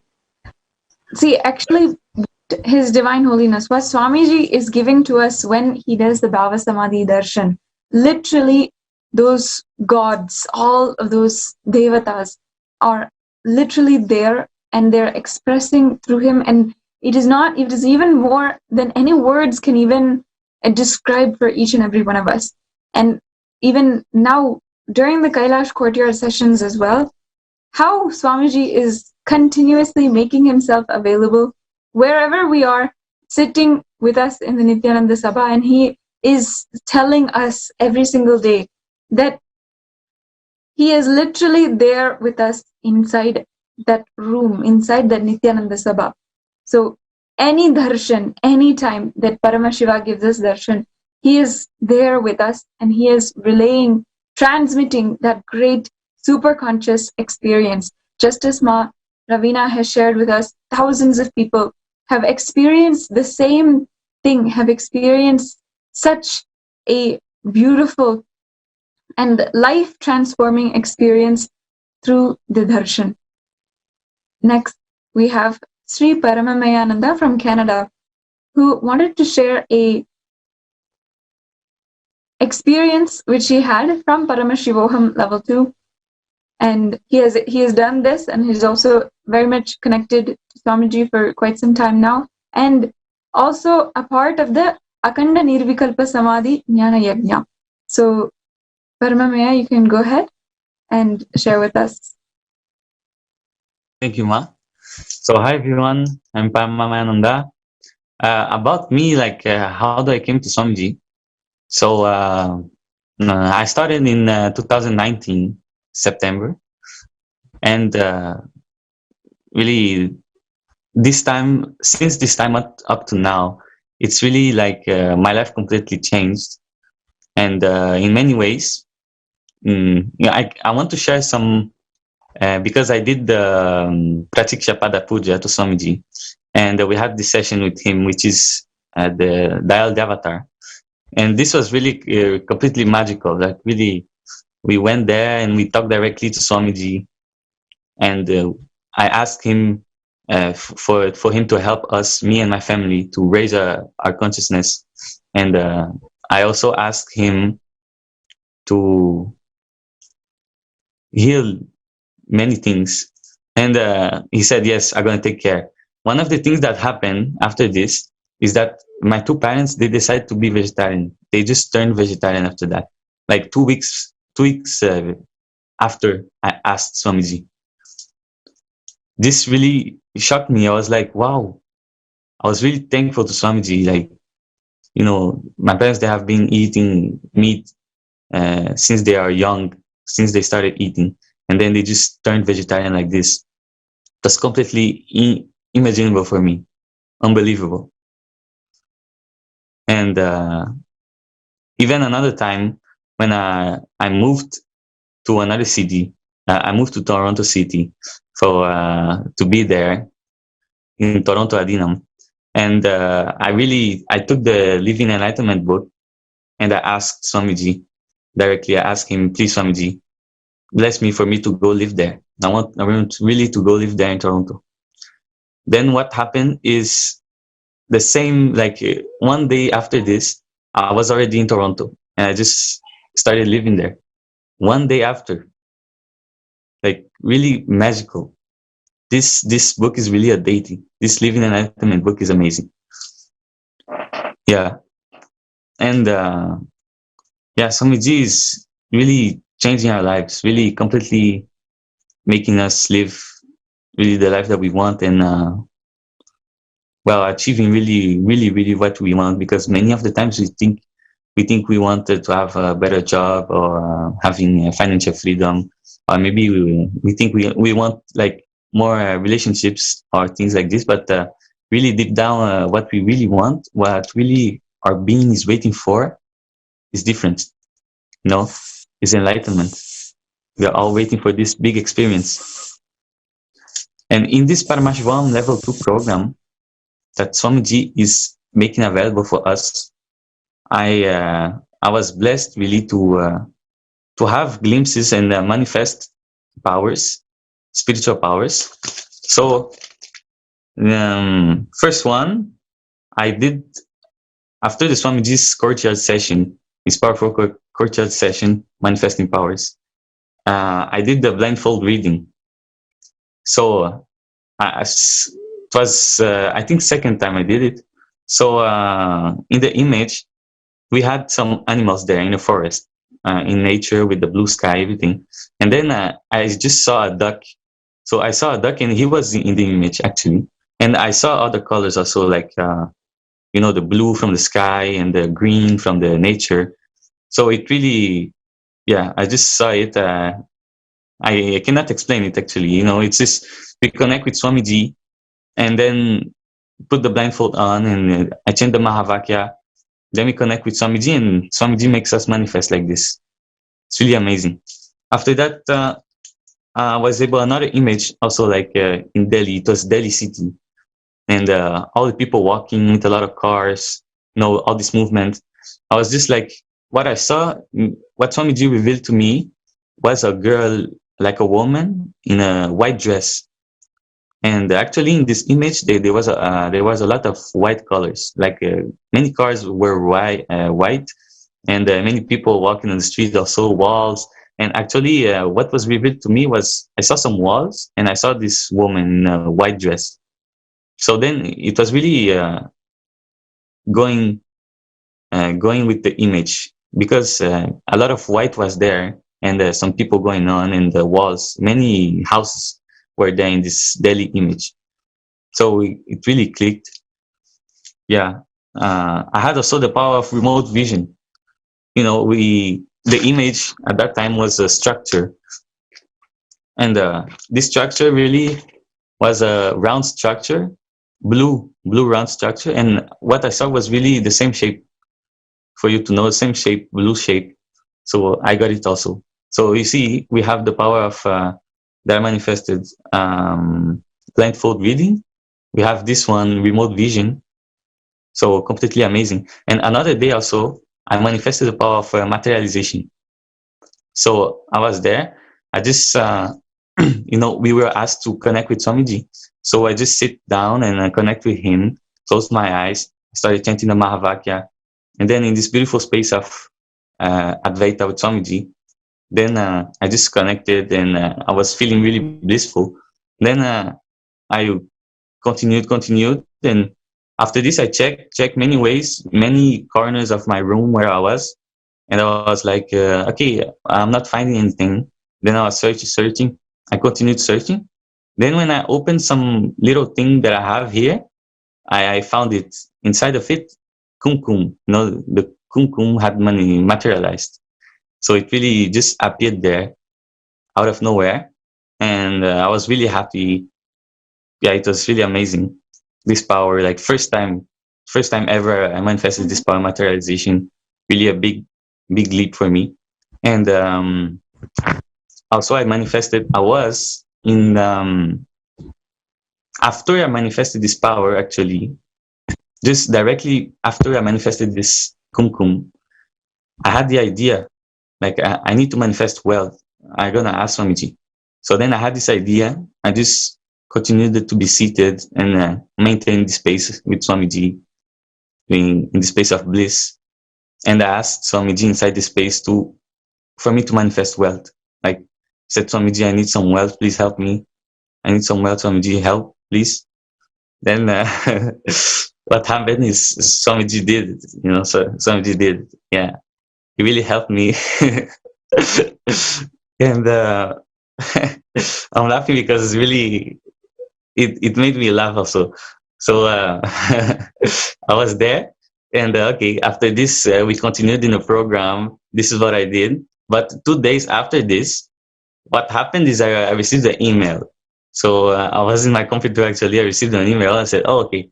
Yeah, I went to the email, and in the email, it was a program that I did like 1 year before. It was a program to learn English. So I did this bilingual program to learn English, and then they sent me this email.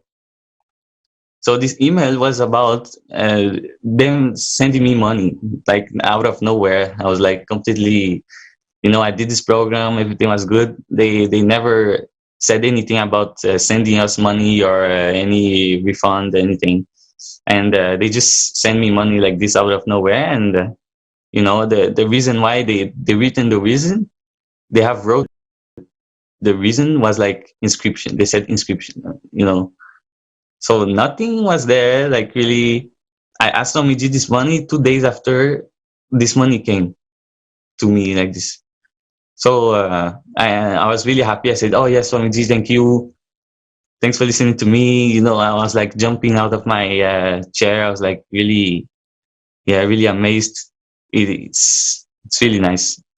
So this program is really awesome, and we have all these amazing powers, and we learn amazing big information about the Vedic civilization, and all the sciences, different science from G is reviving, bringing this all to humanity, helping us to evolve. So yeah, for everybody, or for whatever you want. You want more relationships in the life. You want more wealth. We have this wealth completion. So our relation with wealth, all the things that happen in our life related to wealth, we can heal all this and build a real beautiful relationship with wealth that will make us such abundance will happen in our life due to that. So in all the spheres of our life, we just can evolve like this and have many, many breakthroughs. So thank you so much, Swamiji, for that opportunity. Really, we are really blessed.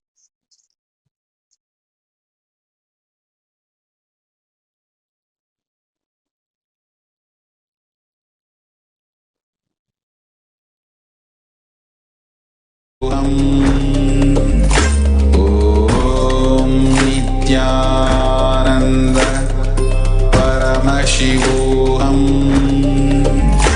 ॐ नित्यानन्द परमशिवोऽहम्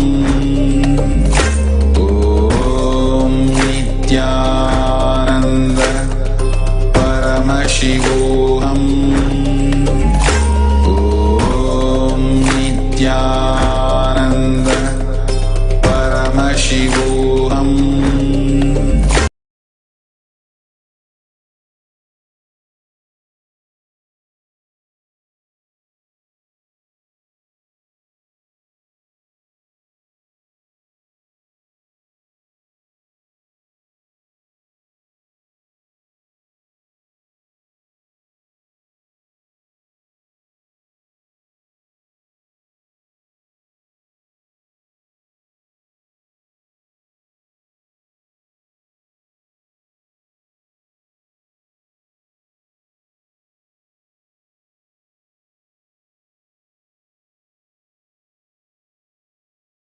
which happened and literally manifesting wealth.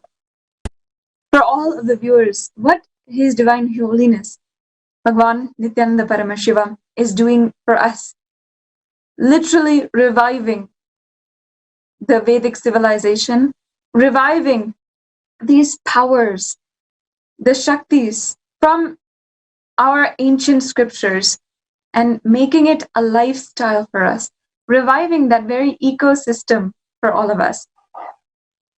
Today, we are worshipping, revering the great Lord God, embodiment of Paramashiva himself in the form of Arunachala. Arunachala is, in many forms, one, the sacred hill, which you're seeing also now, located in Tiruvannamalai, in South India, in Tamil Nadu, and is in fact the birthplace, the very birthplace of our beloved Swamiji. And second, he is also in the form of Arunachaleshwara, the Arunachaleshwara temple, which is located in this town, under the gaze of this sacred hill, is one of the oldest temples and one of the kshetras where Shiva is worshipped. In fact, it is told that in this temple, which you are seeing, this was one of the first constructions constructed by Vishnu and Brahma themselves as an offering in order to worship Paramashiva.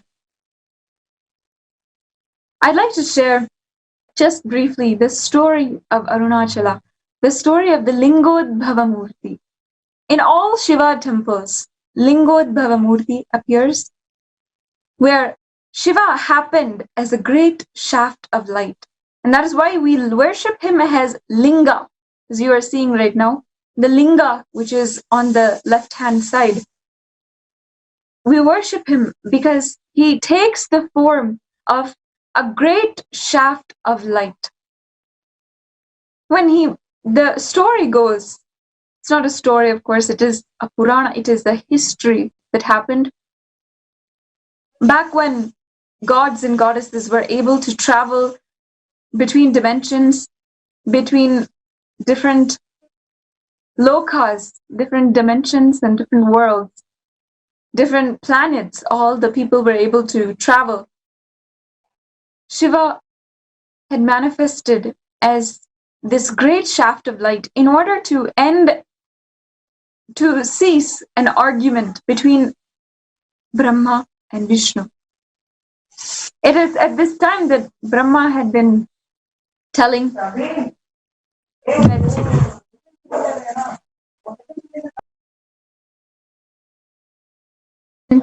Vishnu, for as I am the creator of the universe, there is no universe itself without me. But Vishnu responded, saying that I am the sustainer. The whole universe which you have created would not even survive if not for me.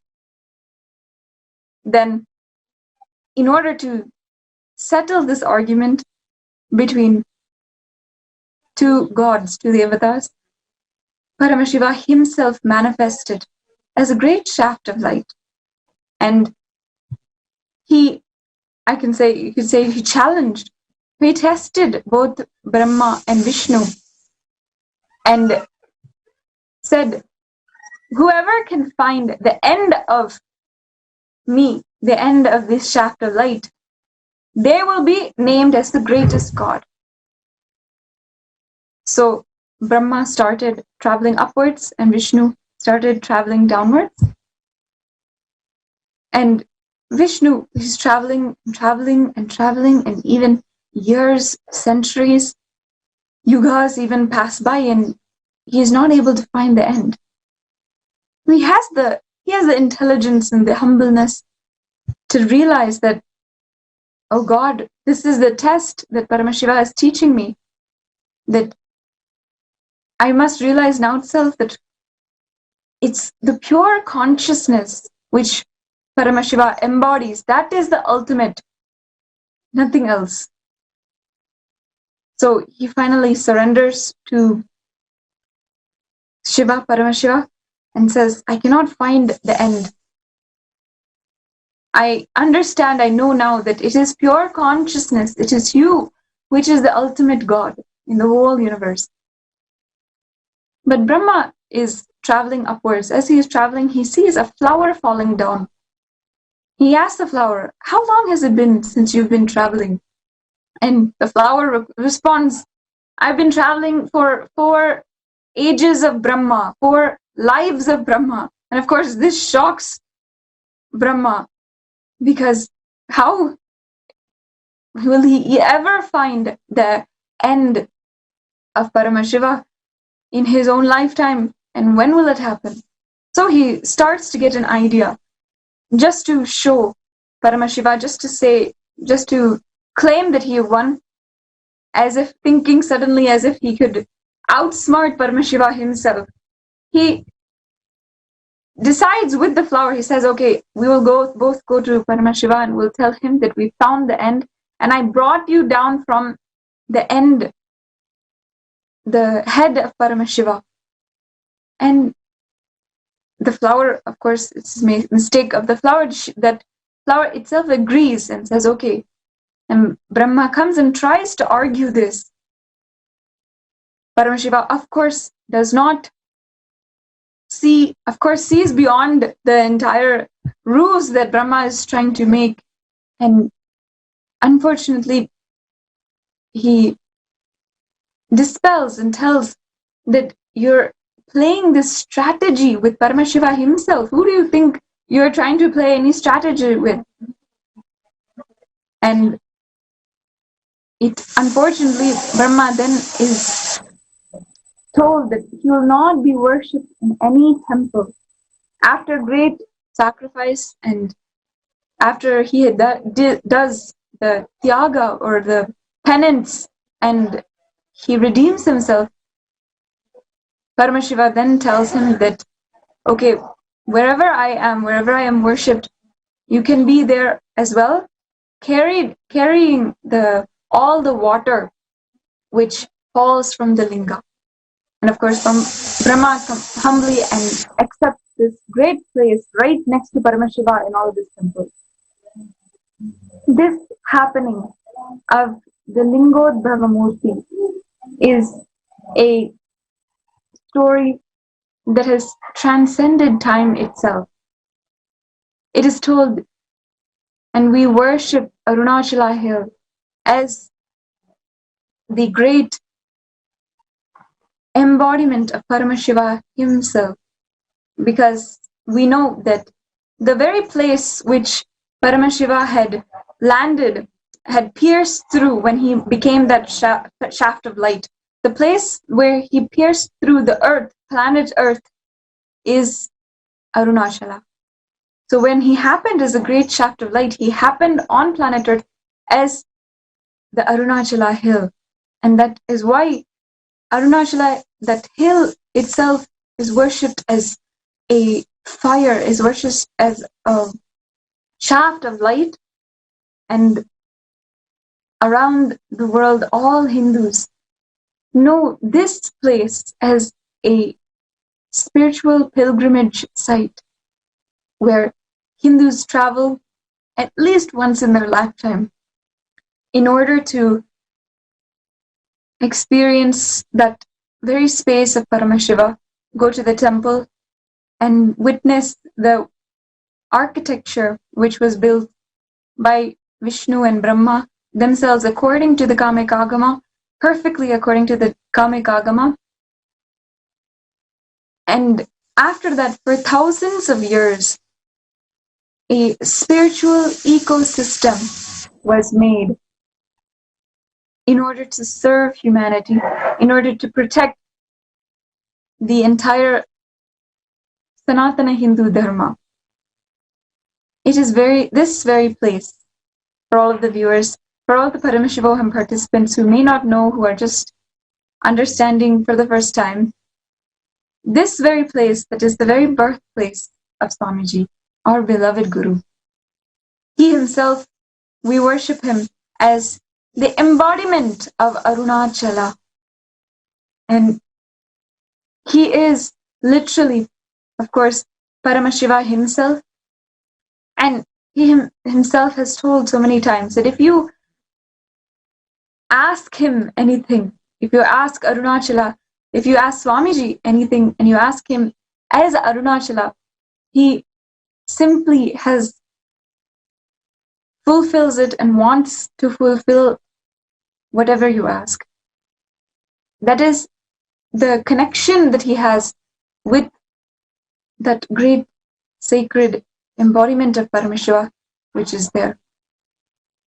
If you ever visit the great town of Tiruvannamalai, you will know that the entire town, no matter the religion, now after many years, there's even Christians and Muslims, there's so many people who live in the town who may not exactly, who are not raised from the Hindu background, but they will all agree that Arunachala is their God.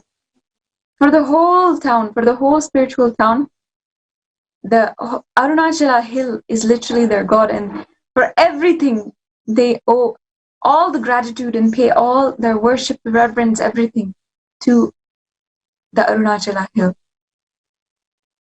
And the Arunachala hill has literally provided for each and every single one a ambience for enlightenment. The whole hill itself is a spiritual incubator, one of the terms that His Divine Holiness himself has given as spiritual incubator, where Enlightened beings are literally attracted there, born there in two ways. After the enlightened beings are born on planet Earth and they live, they are attracted to Arunachala and they just want to live there. Examples being Yogi Ram Surat Kumar, the great Raman Maharshi. All of them, perhaps even if they were born in other cities around India, they were want to go to Arunachala and just live there and rest forever there. After that, and also there are many beings, thousands and thousands of beings who landed near Arunachala Hill, just in that town itself, because the entire Arunachala is just like a lighthouse. That is how His Divine Holiness has explained it to all of us. The hill, as it is the great shaft of light, it is a lighthouse for all of the enlightened beings as they're landing on planet Earth to land in that very place. As you are seeing now, the pictures, this is Pundi Swamigal, you saw Ramana Maharshi.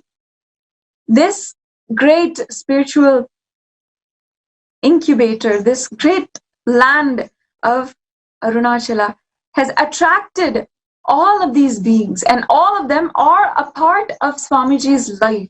That's one of the most beautiful things from his life, from the great Avatar Leela, is the relationship, the disciplehood that he had with thousands, with literally so many of enlightened gurus. People who had brought with them, had trained as yogis, had become great yogis in their lives, and they had taught for their whole lifetime the great enlightenment science. They literally exemplified it for all of us. Ramana Maharshi is one of those examples whom Swamiji had connected with on a very deep level. And of course, Isakki Swamigal, whom you are seeing right now, this great ascetic, this great sadhu, he had taught Swamiji, given initiations to His Divine Holiness, and also had been a part of the elite group of great enlightened beings who had literally brought the embodiment of Paramashiva on planet Earth. Isakki Swamigal, Mata Vibhudananda Puri, Yogananda Puri, all of these were great enlightened beings who had brought Swamiji, brought the divine incarnation of Paramashiva on planet Earth. In fact, this very science is something that Swamiji is reviving today. He is reviving the science of how to bring down enlightened beings onto planet Earth. And it's a very beautiful science. And as you are seeing the pictures, all of these gurus had played an extremely important role in Swamiji's life, in making that ambiance. Today, without the revival of Sri Kailasa that Swamiji has done, you and me and all of us would never have the opportunity to manifest Shaktis like we are. Today we had such beautiful sharings from Ma Ravina, Ma Shishmita, from all over the world. These people are from New York, Canada, from Trinidad. We would never be able to experience this kind of breakthrough, this kind of immense transformation, no matter where we are from, whether we're from a Hindu background or not, whether we're from a vegetarian, even a vegetarian household or not. Swamiji has literally gifted us, mapped this science from our ancient culture, from Sanatana Hindu Dharma, and given it to us in just a simple pill form. And today we are all able to have that because of the great hill of Arunachala and the environment the ecosystem that it created for Swamiji, for bringing down avatars on planet Earth. Just for all of the viewers, it is such a sweet thing to know more and more about as you're seeing these pictures. The great Arunachaleshwara temple, this is the environment in which His Divine Holiness Swamiji himself grew up in. So I'd like to briefly show all of the viewers a video of how Swamiji has described his very own happening on planet Earth in this very spot, in this very land of Arunachala.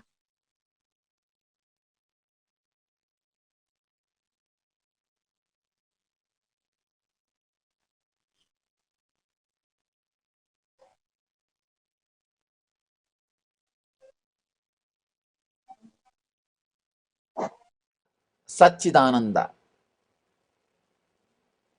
First, it was just the Satchidananda, nothing else. I was conscious, I was alive, and I know I was alive, and I was just enjoying that I am alive. I exist. Suddenly, in a very vague way, one small light, please understand, I am explaining frame by frame what happened during my birth. During my birth, frame by frame what happened, I am explaining for biography. Later on, I'll explain every frame. The first frame was a light in somewhere around South India, southern India. But I do not know at that moment it was Arunachala or something like that. Just somewhere around southern India. That was the first slide, first scene. The next scene, like a star, shooting star, I was just pulled by that light. The second scene was like a shooting star, I entered into that light. The third scene in my consciousness was the Arunachala. By now, I know I have already taken the body. I have already taken the body. I am inside the body. It was around 11:45, January 1st, 1978. Then it took around 40 to 45 minutes for me to settle into the body and come out. So according to doctors, the time is something like a 12:30. But according to me, 11:45. 11:45 of January 1st. That was the time first the Arunachala appeared in the consciousness, in the inner space. And the moment I saw the Arunachala in the inner space, I know the body is, I have assumed the body, or I entered into the body.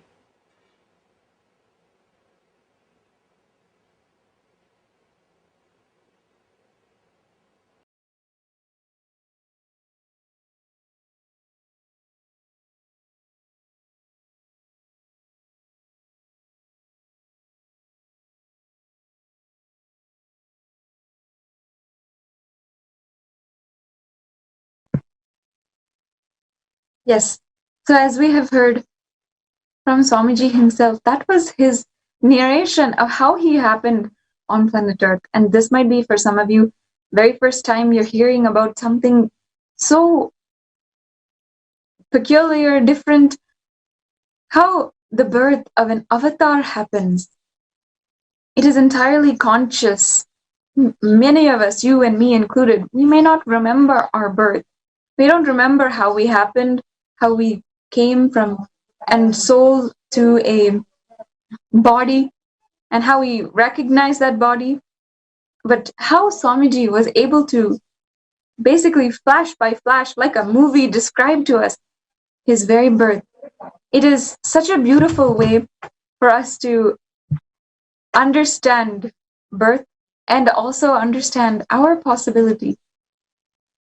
Understand that we ourselves can have that possibility of having conscious birth, and not only that, His Divine Holiness is reviving this science so that He can bring down enlightened beings so that we can all create that enlightened ecosystem and literally live like gods on planet Earth once again. It is really a beautiful science that Swamiji is doing, and it is called N-pregnancy. It is available for even for pregnant or married couples who would like to participate, who would like to receive Swamiji's blessings and literally have enlightened children. See, for all of us, we might have come down and we started living our lives with full of patterns and full of negative emotions based on society's social conditioning, based on different grids of fear and so forth.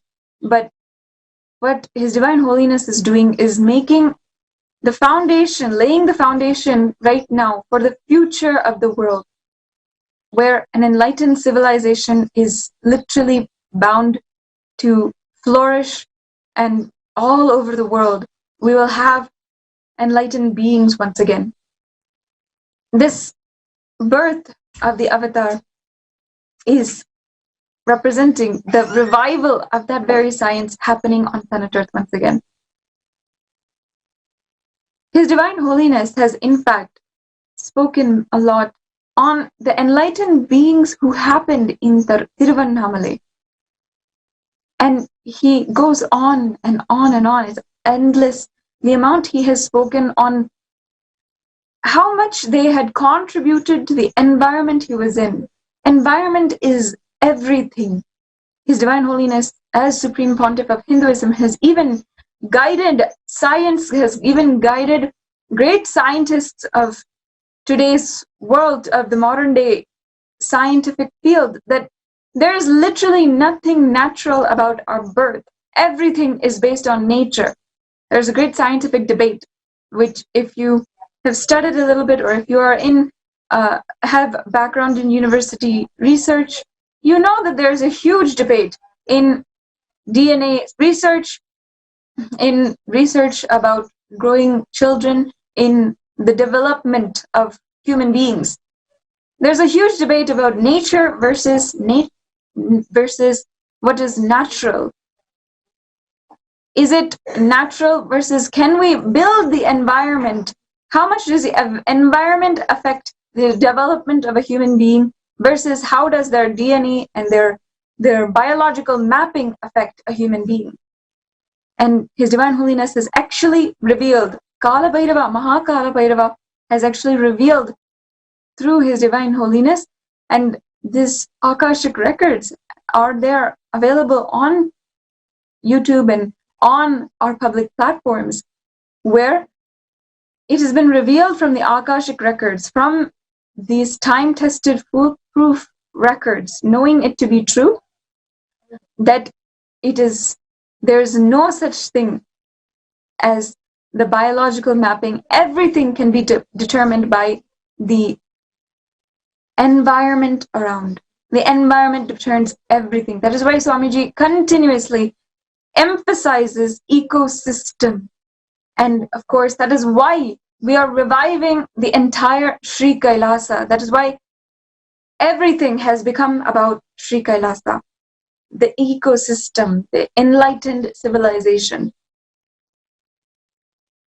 In Tiruvannamalai, this perfect ecosystem was there such that we can bring down an incarnation. And unfortunately, it may have been one of the last ecosystems available for us to bring down on planet Earth Paramashiva, embodiments, enlightened beings, and incarnations.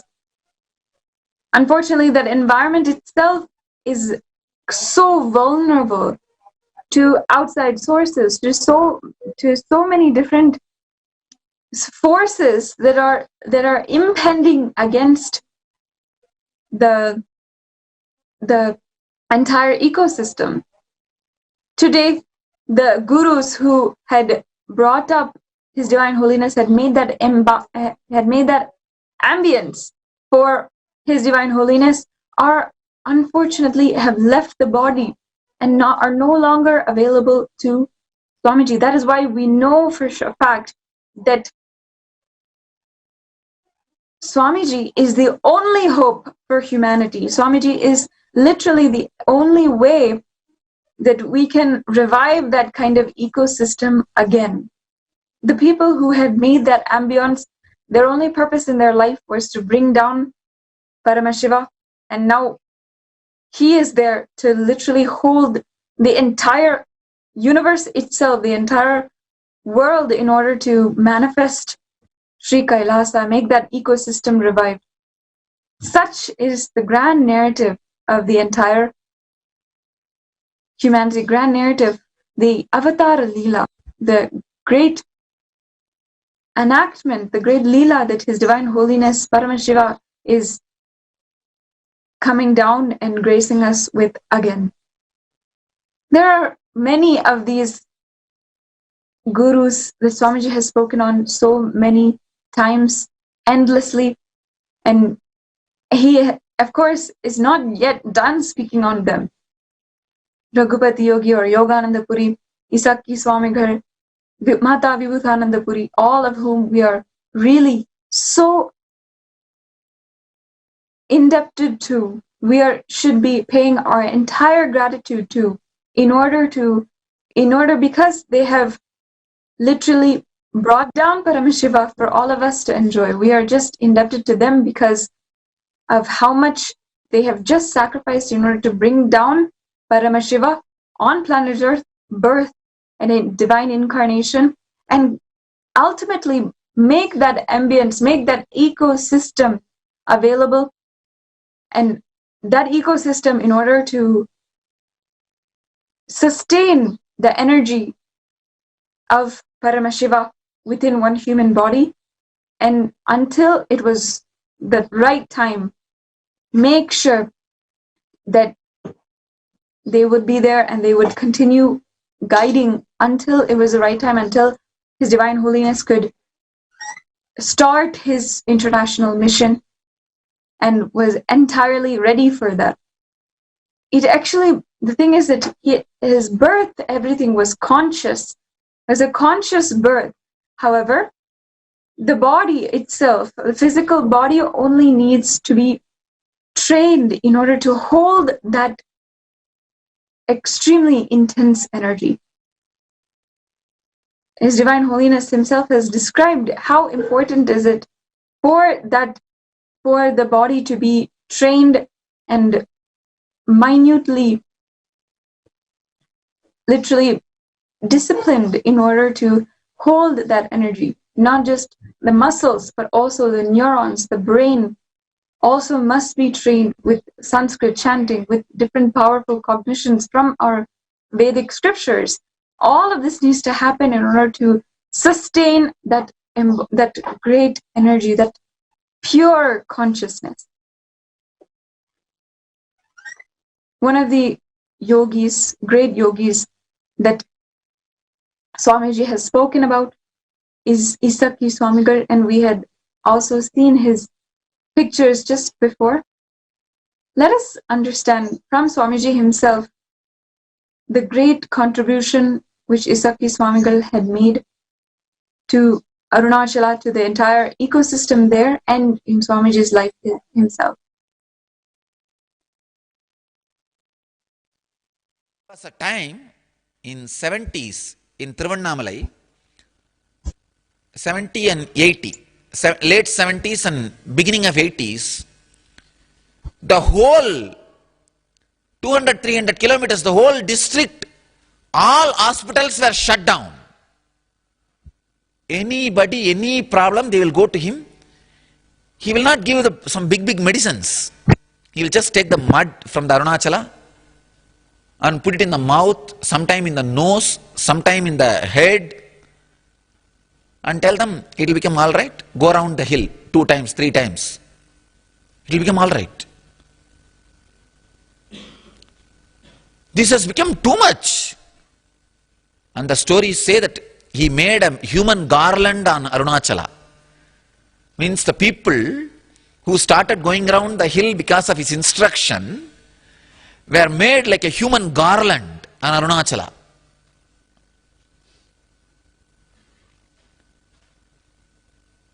The local villages are saying for full 3 years, day in and day out, he put a human garland for Arunachala. Garland made of Arunachala, Naramalai, he calls it. Garland made out of Arunachala. Garland made out of human beings for Arunachala. Because whole day he will sit and heal people. They were shocked. What is this? Their whole hospital is empty. Not only this guy goes on healing, he will give all simple things. Some leaf he will give, some mud he will give. All kinds of what he gives and how it gets healed, nobody knows.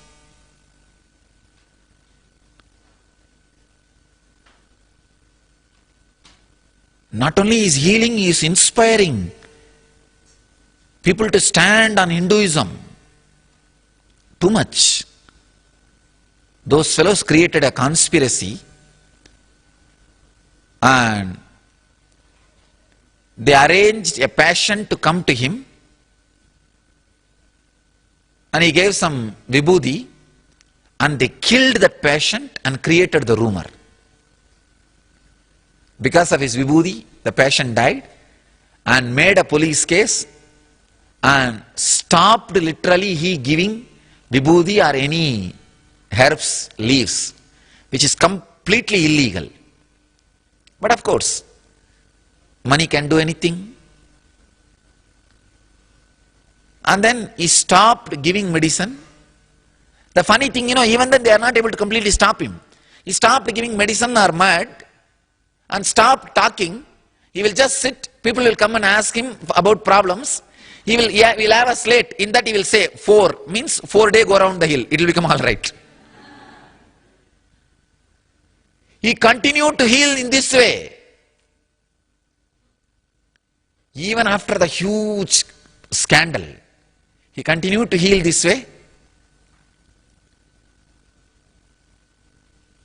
Then after some time, he saw the pressure, the abusal from this missionary hospital and their place was getting too much. The harassment, continuous harassment was getting too much. So he stopped and started relaxing. Of course, till the end he was continuing to heal and teach people. But unfortunately, these guys are not able to transmit that great science as a science and technology. Before they were able to do, they have been persecuted. I am not going to let that happen.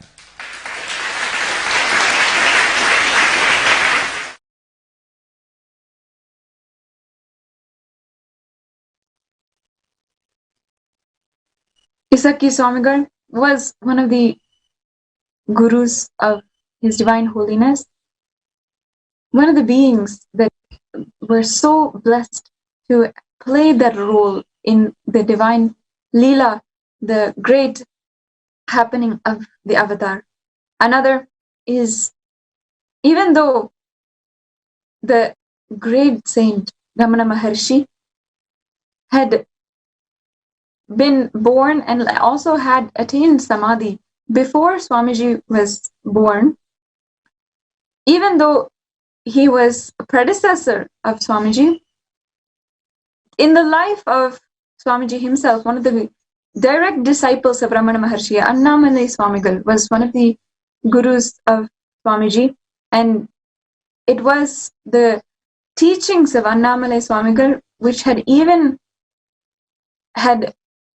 influenced and deeply had carved out the way His Divine Holiness had practiced, what he had practiced, the different meditation techniques, and even today, continuously the techniques that he gives us are some that he himself had time-tested, made foolproof just through his own experience, by himself practicing it.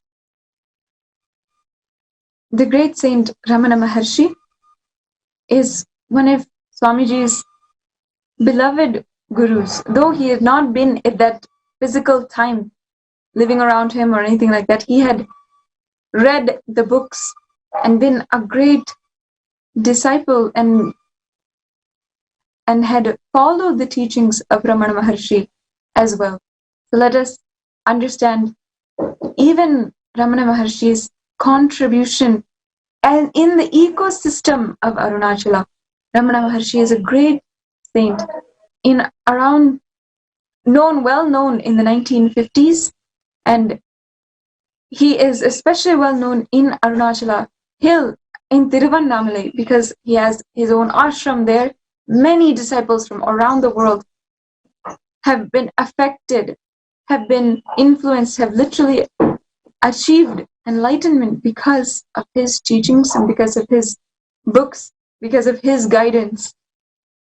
Swamiji has respected, revered Ramana Maharshi since a very young age. Let us understand, let us hear from Swamiji himself on the great saint Ramana Maharshi. Enough guts to live. The identity which is changing every day. Knowing this whole thing is meaningless. You develop a powerful energy which makes you as a high achiever. I tell you, anybody who is lying down in the couch says he is an enlightened, never believe. Ramana Maharshi was never lying down in the couch. All his photographs are taken when he was lying down in the couch. That does not mean whole life he was lying down in the couch. No. He used to cook and grind flour using those days traditional stone grinding machine. In those days, Indian villages, there used to be a grinding machine. Women used to grind rice and everything. Now that grinding machine has taken two incarnation. One, the grinder, automatic electric grinder, another one, the belly. Because this is stopped, this has grown. No, in those days they used to do all this, then this was not growing. Now this is done by some electrical machinery and this grinder grows.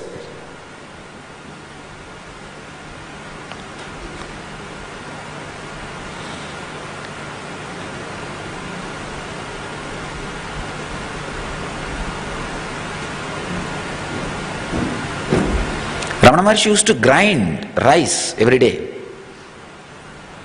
Once the Tapasyananda Swami, a Mahapurusha from Ramakrishna Mission, he was the vice president of Ramakrishna Mission, he translated Bhagavatam, amazing English translation, Mahapurusha. He goes to see Ramana Maharshi. He asked somebody, where is Bhagavan? They said, go to the kitchen, he will be there. He entered the kitchen, he saw some 10 men are doing some work, washing the vessel, cooking. One was grinding, another one was cutting vegetable. He couldn't understand, or he can't identify who is Ramana Maharshi. He went to the man who was grinding and asked, who is Ramana Maharshi? Exactly, he is Bhagavan. Then Bhagavan looked this side and that side and showed one big brass vessel, anda, saying that Ramana. He showed the finger and said Ramana. Tapasyaji could not understand. He looked and said, this is Ramana. Bhagavan said, at least on that name Ramana is written, so that can be considered as it will be more Ramana than this body. Because in that vessel, Ramanashram name is written. He said, if you give the title Ramana to that vessel, that will be more apt than giving the title Ramana to this body, because it is not written on this body. Then immediately Tapasyaji understood he is Ramana Maharshi and fell at the feet.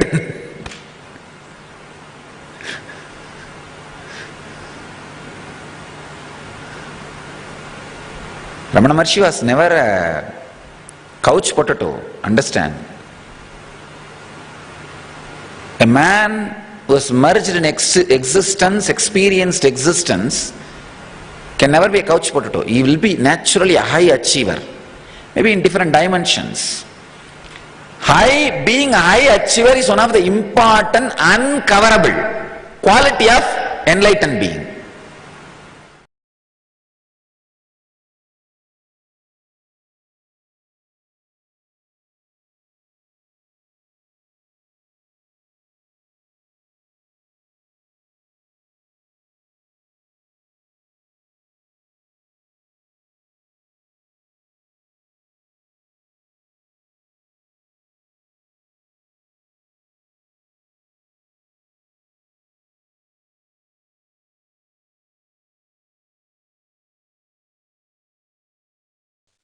And he continues to guide people to Hinduism and align them back to this goal of enlightenment. Swamiji himself has told many times that he has read the books, and the Ramana Maharshi himself is one of the first gurus that he had ever worshipped and respected, revered, and of course had read and learned from. We are so, once again, I'm saying, for all of these people who had given birth to the ecosystem that lived in under the gaze of the sacred Arunachala hill and in Tiruvannamalai, all of these people, literally, you and I, as viewers, as people who have benefited, transformed our lives from Swamiji's own life, from the teachings of Swamiji and literally the initiation of Swamiji, we all really owe it to this ecosystem, the Arunachala ecosystem, and the gurus who had kept that ambience alive in order for us to experience what we are experiencing today. All of us in the Paramashivam, all of us sannyasis, and all of the Sri Kailasa vasis all over the world, wherever you might be logging in from, the different ecosystems that Swamiji has created, Los Angeles, Washington, D.C., Seattle, London, Trinidad, so many different places, the ecosystems, and all of us today are logging in for the Kailash Courtyard Power Manifestation System. We have to remind ourselves that without His Divine Holiness, without His sincere work that He has given to all of us and sacrificed for all of us, despite so much of persecution, we would truly not be able to experience the ultimate bliss, the transformation that we are able to experience today. Let's take it as a reminder to ourselves and recommit ourselves to reviving Sri Kailasa with the guidance and led by Swamiji. With all of our integrity, let us recommit to reviving Sri Kailasa and building that enlightenment ecosystem which Swamiji has gifted to the world, literally. Protecting it, reviving it, continuing it for the next generations, and letting it serve humanity for eternity. We can start right now fulfilling that commitment by sharing this satsang.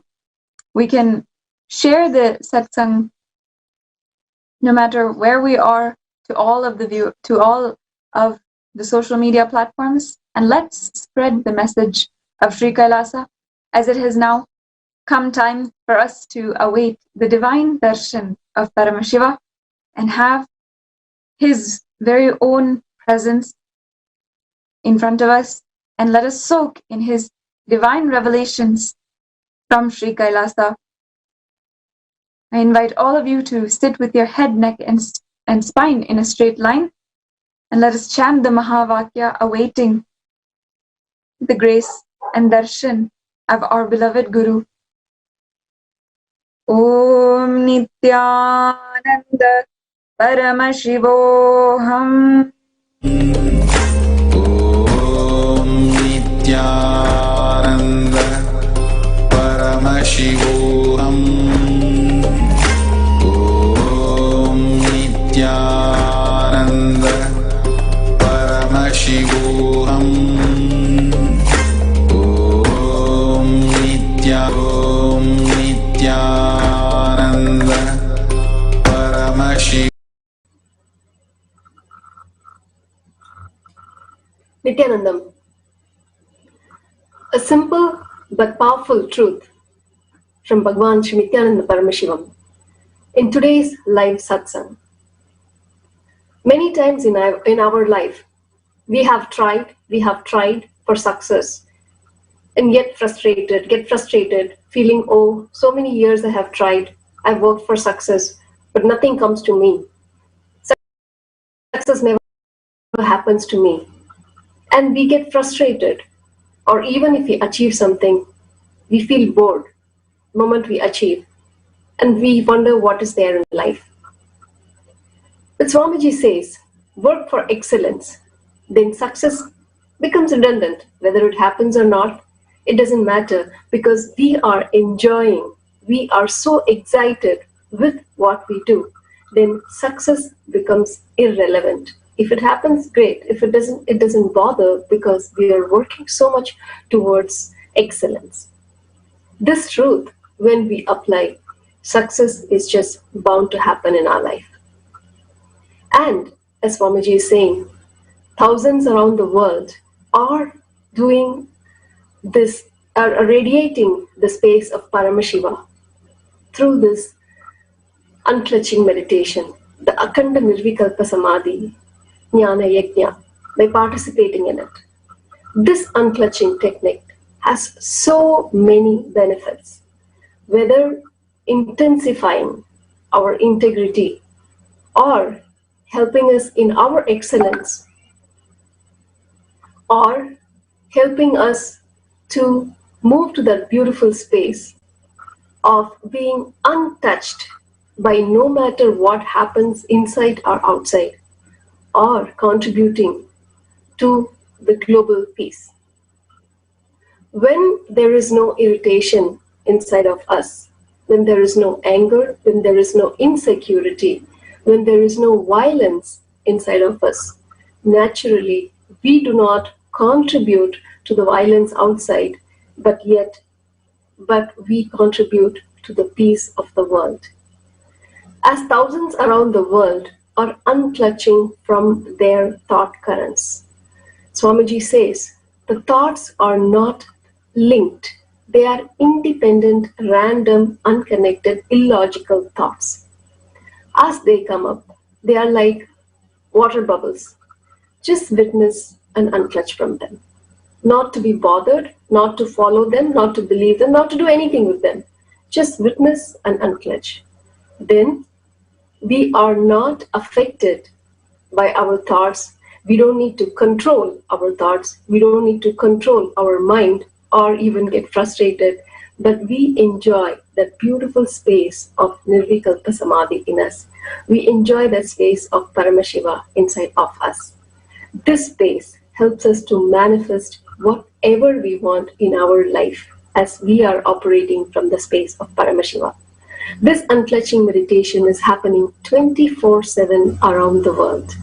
You are most welcome to participate in this beautiful happening to contribute towards the global peace as well as in healing the world of the COVID-19 pandemic. In addition to this, the Paramashivoham level 2, the greatest, most positive most positive happening on planet Earth is continuing to happen day and night. The next season, season 5, is starting on May 23rd, and you can register for this program at paramashivoham.org. If you are finding, this unclutching is even difficult for me, definitely do register for Paramashivoham level 2, because there you will be guided not only with the knowledge but with the technique, and also of course with the Diksha from Swamiji, from Paramashiva himself, into these powerful processes where naturally we radiate the state, space, being and super consciousness of Paramashiva. The next batch starts on May 23rd. You can register for this program at paramashivoham.org. So thank you. We hope you will become part of this most positive happening on planet Earth and be one of the 10,000 in giving the superconscious breakthrough to humanity. Thank you, Nithyananda.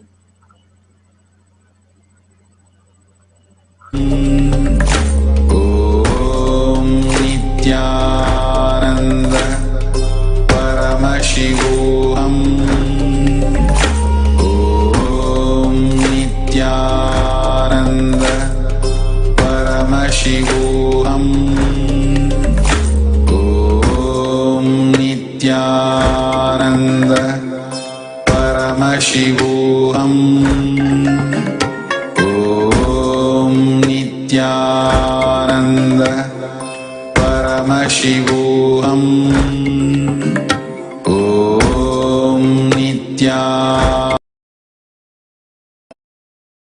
Till now, I manifested, revealed the signs of state of Paramashiva, space of Paramashiva, powers of Paramashiva. Now, direct process, directly from Paramashiva to manifest the being of Paramashiva, because the world is ready. Akasha Bhairava is the God who makes all our beings ready for Paramashiva to manifest. It will be centered on Akasha Bhairava and making Paramashiva manifest in all of us. The program will be Guru Dakshina based. It will be dependent on you. You can't put any monetary value for it. If 10,000 of us can sit together and manifest the being of Paramashiva, not only we will heal the coronavirus in the whole world, we will give a super conscious breakthrough to the world. Whatever I was talking after the great past, I am going to make that all into reality. This will be the most life positive happening on planet Earth. All of you, make the decision to attend Paramashivam from simple integrity. My purpose is to make you attend sincerely, that's all.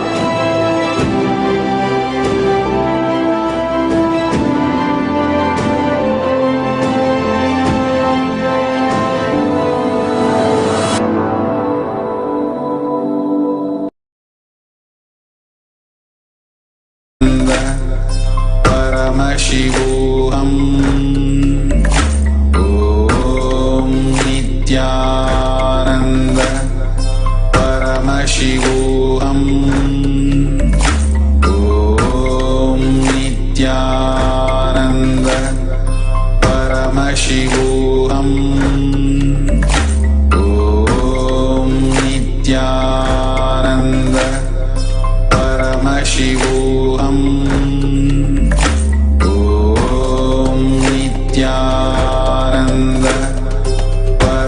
Paramashivam. Om Nithyananda Paramashivam. Om Nithyananda Paramashivam. Om Nithyananda Paramashivam. Om Nithyananda Paramashivam. Om Nithyananda Paramashivam. Om Nithyananda Paramashivam.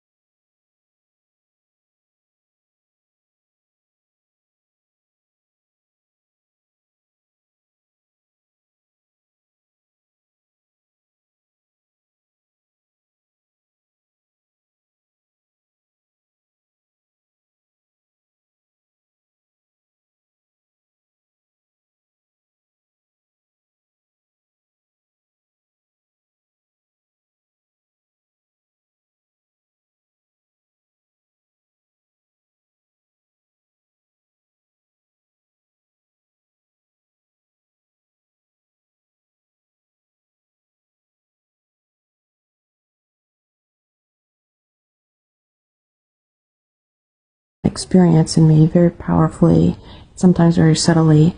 And with each darshan, I've been able to manifest the powers that were instilled in me by Swamiji during the power manifesting session. So everyone is directly creating a cosmic shift inside my system. And with the darshan that we just had, which is activating and instilling the Ashtabhaitavas and Ashtamata Devi goddesses in our systems, what I experienced was a subtle, sweet energy throughout my whole being during the darshan, filling me with just a sweetness, a calmness, and very beautiful, very subtle energy, and looking forward to the next phase of the darshan, where Swamiji will actually do the prana pratishtha, which is infusing and activating that energy within our system, so that we are living and radiating these gods and goddesses in ourselves, in the world, and supporting superconscious breakthrough. Thank you so much, Nithyananda.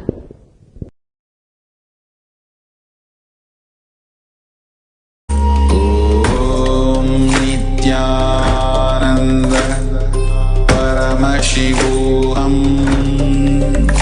Om Nithyananda Paramashivam. Om Nithyananda Paramashivam. Om Nithyananda Paramashivam. Om Nithyananda Paramashivam.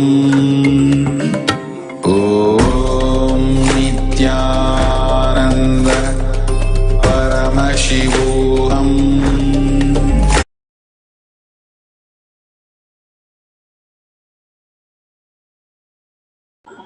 Let's start the power manifestation. Let's sit straight, visualize Bhagwan in third eye, and start with the Sadguru Vandanam. Nithyanandam Paramasukadam Kevalam Jnanamurtim Dvandvatitam Gaganasadisham Tattvamasyavilaksham Ekam Nityam Vimalamachalam Sarvadi Sakshibhutam Bhavatitam Trigunarahitam Sadgurum Tam Namami. Nithyanandam. such a beautiful darshan and initiation and very powerful cognition that Bhagavan again and again reiterates and gives us such breakthrough in our cognition. Bhagavan beautifully said how the excellence and success, when we are going behind success, we get frustrated, tired, bored, and then we are a failure of success. But when we go for excellence, that is just for no reason, we are just working. How beautifully Bhagavan said his Chandiyoma, everything that he kept, even the keys, everything he did, such perfection, such accuracy, and such detail in such beautiful way, without boredom and tiredness. Only when you are inspired and when you are so much in love with something, you can perform so beautiful every single time.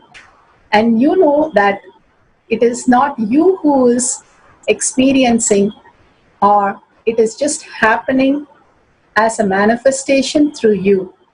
When you know that, you become so beautiful inside.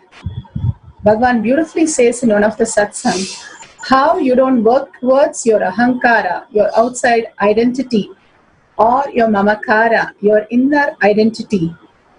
You just know that Paramashiva is happening through you. You came here for a celebration.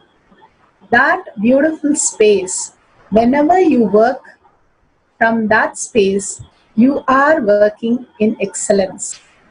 It is beyond you, everything is going to happen. In spite of you, including you, everything happens. How Krishna beautifully says to Arjuna that everything is already in the storyboard. If you act, you get the praise. Otherwise, you are in depression. Likewise, our storyboard is already up there. If we align how Bhagavan himself will manifest through us with a deep surrender and oneness, simply we'll also be working towards excellence.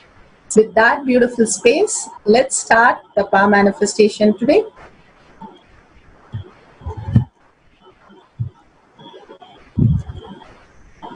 Today we will be starting with the power of levitation. So please read the copyright disclaimers.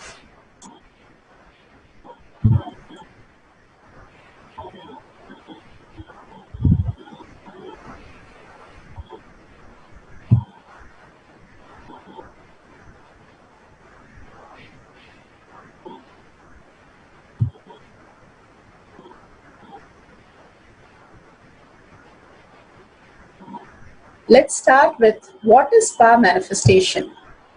Power manifestation is nothing but a cognitive shift can infuse powerfulness into any action or state that we are in. It raises the frequency of our body and mind to the ultimate powerfulness, Triyatita. We know the three state. How we are awake, we go to the dream state and the deep sleep state. We are so bored and tired of our inner chatter, whether outer world or inner world, that we are focusing constantly trying to empower, prove, attest the identity. We get tired of that and we fall into the powerless space and go to the deep sleep and the dream state, experiencing and fulfilling through our dreams. But we know that it is not reality.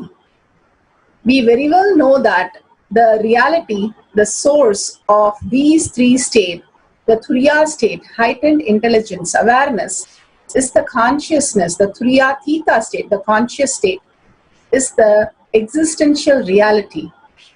So beautifully, how Bhagavan has told many times, Ramana Maharishi always is in the kitchen doing all the work continuously from day in and day out. So beautiful. One day somebody wanted to visit and take the blessing of Ramana Maharishi, and he goes and asked Ramana Maharshi itself, where is Ramana Maharshi? Because he didn't think Ramana Maharshi was like dressed like that, the loin cloth and just an old person. So he thought somebody else will be Ramana Maharshi. But since Ramana Maharshi does not relate to his identity and he was working in the kitchen cleaning things, he simply said, oh, he will arrive. And when somebody arrived in a beautiful clothes, that devotee fell at his feet and took blessings from him. So that devotee, so the Adinavasi who blessed the devotee, came to Ramana Maharshi and said, why did you divert him? Ramana Maharshi beautifully said, oh, I didn't know that I was Ramana. I thought, no, he was looking for somebody else. I only remember Arunachala and pure oneness with Arunachala. Just letting go your identity and just constantly piercing that boredom and tiredness, which doesn't like us repeating anything. It doesn't like routine. It doesn't like repeating. It simply doesn't like us to break the mind to experience the consciousness. Bhagavan beautifully gives us the best way to us to realize the consciousness, that is manifesting powers and raising our frequency, breaking the boredom and tiredness. Bhagavan beautifully gives us the space of Paramashiva, the state of Paramashiva, the space of Paramashiva, the powers of Paramashiva, the being of Paramashiva, and Sri Kailasa of Paramashiva, the 5 phases of Paramashiva.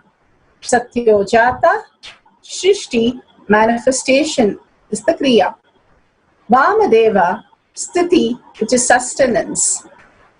Agora, Samhara, regeneration, is the Kriya. Tat Purusha phase, Throbhava, delusion, pulling us and putting us into delusion, is Tat Purusha's phase. Ishana, ultimately liberating us, Anugraha, happens to us. All these Panchakriya, which is constantly happening as a big bang and black hole in us and making our existential reality possible. But we aligned to the selective reality which creates the confusion. Bhagavan himself has come down, Paramashiva has come down to planet Earth, living and playing the Leela of a human being and making us understand the higher reality. His Divine Holiness Nithyananda Paramashivam is a reviver of Kailasa, the ancient enlightened civilization, the great cosmic borderless Hindu nation. His Divine Holiness Nithyananda Paramashivam is an avatar from Hinduism and a supreme Pontiff of Hinduism. His Divine Holiness Nithyananda Paramashivam made science of power manifestation, yoga, temple-based university, user-friendly for the modern world. His Divine Holiness Nithyananda Paramashivam, he has suffered the worst persecution in multi-level by anti-Hindu element, and Kailasa, led by His Divine Holiness Nithyananda Paramashivam and his Hindu diaspora, are working for global peace, and he is a founder of Nithyananda Hindu University, which has extended campus in 150 countries. And he is a Guru Mahasannidhanam, 293rd Guru Mahasannidhanam of Shamalapita, Sarnyapita and Swargapura Adinam, and present Maharaj of Suryavamsa Surangi Samrajyam. So beautiful, Bhagavan has come down to revive the whole Hinduism on planet Earth, completely revealing the extraordinary possibility of the human beings. He's given the science of power manifestation, which is authentic, time-tested, scientific, and foolproof. The Shastra Pramanas, the Veda Agamas, the eternal, unchangeable truths revealed in the source Hindu scriptures. Apta Pramanas. Aptas are the Rishis, Munis, Ganas, Nayanamars, Siddhars, who are the authority of Hinduism, the Vedic rishis and scientists who time-tested and verified the science. The Atma Pramanas. Atmas are the avatars of the millennium who land on planet Earth, the god and goddesses who come down as Nija Avataras on planet Earth to play the Leela of a human being and ferociously breaking the boredom and tiredness and experiencing the superconsciousness. Here, Bhagavan Nithyananda Paramashivam has come down, the Millennium Avatar personal experience of power manifestation, to show us the millions of devotees about power manifestation. Shakshi Pramanas are the experience of the millions of disciple, devotees, followers initiated into the science by His Divine Holiness Nithyananda Paramashivam. Bhagavan has beautifully given us the science of power manifestation. It is repeatable and it is time-tested, scientific, foolproof and authentic. So let's go to the Shastra Pramana. Today's Shastra Pramana is from Vijnana Bhairava Tantra, Sutra 82, Dharana 57. The Shastra Pramana for the powers of levitation is taken from the Vijnana Bhairava Tantra, Sutra 82, Dharana 57. Archane Shayane Shishva Niradharam Vibhagayan Swadeham Manasishine Janataksina Sajobhavet. So beautifully, Bhagavan has given us the Shastra Pramana for levitation. Being situated on a comfortable seat or a bed, firmly cognize that your body is without any support or base from anywhere. It is resting on nothing. By holding this cognition, when the mind becomes worn away and thoughtlessness arise, then in an instant one becomes weightless and experience the space beyond the mind, the space of Paramashiva. So beautiful that Bhagavan has told us about success and excellence. The excellence is always happening. There is no end of it. Success, there is always a goal and something to achieve and something which has an end to it. Anything which is excellence is ultimate. There is no end. It keeps on expanding.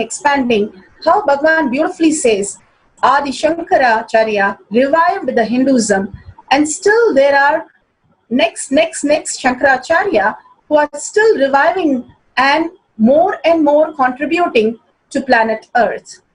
When there is excellence, there is no boredom, tiredness, because it is not bound by the time. Whenever we are bound by the time, which is the largest virus, the Mahamaya, it is constantly giving us a deadline, something which we have to align to, and only that is the limitation. But in case of excellence, we understand that it is not our identity we are doing something for, to prove something for, to raise or appreciate our identity in the outer world or in the inner world. By doing yoga or puja, we are not raising our identity in the inner world also, but letting us understand. Bhagavan beautifully says how exactly he is repeating. That is only possible when the pure reflection is happening in us. When we are doing with our limited mind, we are always stuck with boredom and tiredness. But when the pure reflection manifests through us, we are only in the space of celebration, only in the space of oneness. The heaviness of the mind just drops because there is nothing that we can do, we finally understand that. And everything when we do from the space of oneness as pure consciousness, it's always auspicious and always success and always excellence. The success which leads to excellence is the way we can start living. The highest possibility of a human being. Experience the superconsciousness happening as a manifestation continuously. The power manifestation, the Kotiyat sessions that Bhagavan himself is conducting every day to break our boredom and tiredness because of the repeated things that we don't want to do. But we don't understand that whatever I do, whether it is puja, yoga for my inner space, the happening, or the outer space, I want to be success in my career or earning wealth, I need to shift my cognition to the unclit space, the most powerful space. When any gear is there in the car, it comes to the neutral and then it goes to the next one. That neutral space in us is the most powerful space. When we understand the excellence is there in that neutral space, not when we are trying to prove something outside or trying to prove something inside, but letting go both the identity, dissolving that and completely surrendering that to Bhagavan's lotus feet and being oneness as the ultimate reality and understanding the whole science. When Vyasa ate so much, and after eating from Gopika, he told the river that if I'm a Nitya Nirahara, please open way for me to cross the river.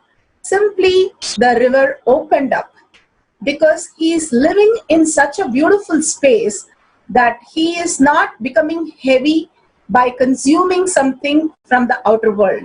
He is living just in the space of oneness, which he knows the ultimate, and not driven by the taste or the food that was offered and that he took inside. Such a beautiful space is there in all of us to experience. The Apta Pramana. Hanuman simply lived for only one reason, that he chanted the Mahavakya, his Mahavakya, Ramanama, and he was able to do anything. Anything just became a happening in him. All we need to do is let go the mamakara, ahankara, the inner identity and the outer identity, which is constantly fighting and creating no solution.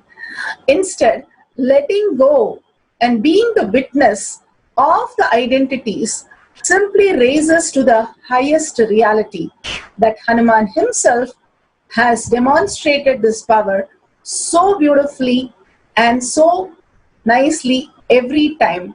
Bhagavan beautifully says, anything with wealth, when you are in the space of auspiciousness and you have the courage, Lakshmi simply showers. For a person who has attained the enlightenment, knowledge and wealth are slaves, literally serving them continuously. And so beautifully, Hanuman was able to bring anything, do anything, just from the space of chanting Ramanama. He knows that he can achieve anything and become excellence. And in the joy of Ramanama, he chants that, and everything he sees happening in front of him. The Atma Pramana, Bhagavan himself playing the Leela of levitation. He was sitting in the Thiruvannamalai Mandapam, and there was the people who are making garlands, and Raghupati Yogi sitting there and guiding him and making him do the Kriya. So he has to hold his nose and do the Kriya. And Bhagavan plays the Leela and explains to us how he had the will persistence to break the boredom and tiredness. He had suddenly the urge to go to restroom and he wanted to go. But Raghupati Yogi said, nothing. He just said nothing. And Bhagavan plays the Leela of trying to push him to say something so that he can get up and go and come back and sit. But Raghupati does not give even a smile, no, nothing. So Bhagwan simply was not able to do anything, stop anymore, but he decided to surrender to the Subramanya there and raised his hand and just bowed him to Subramanya and says, please levitate my body, and simply I need to go for restroom. When he prayed and requested one simple request, Subramanya just beautifully started playing the Leela with him and raised Bhagwan, and simply Bhagwan experienced the levitation, and all of them witnessed that beautiful space in Bhagwan.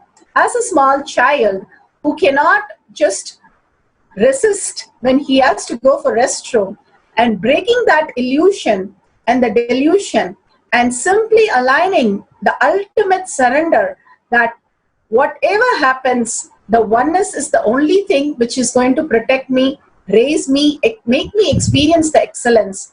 Simply Bhagwan played the Leela for us to understand the will persistence, even as a very small child who can do it. If we are ready and make a decision to break the boredom and tiredness, any one of us could experience the beautiful space of weightlessness and manifest the power of levitation.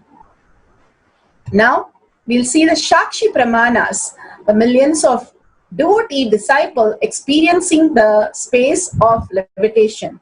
Here, Saundralaya has clearly said that he has manifested intense levitation. Even his body temperature was really high and the Kundalini was really happening in him. And such a beautiful space. Sharmine is also explained how her body first refused to lift, and after that, amazingly, she experienced the higher reality by simply experiencing the levitation, and she understood the detoxification that Bhagwan says is very important. The Panchakriya, malic acid, haritaki, nirahara samyama, everything helped her so much to manifest the power of levitation. It is very true that our body is full of toxin. Constantly we are run by the negative thoughts in our mind. The only way, the easiest way for us to unclutch is detox. Take liquid diets as much as possible and take haritaki, which is Bhagwan says as a solid gold, and castor oil, which is a liquid gold, and do the nirahara samyama. Literally all the toxin is out of the body and you start manifesting higher powers.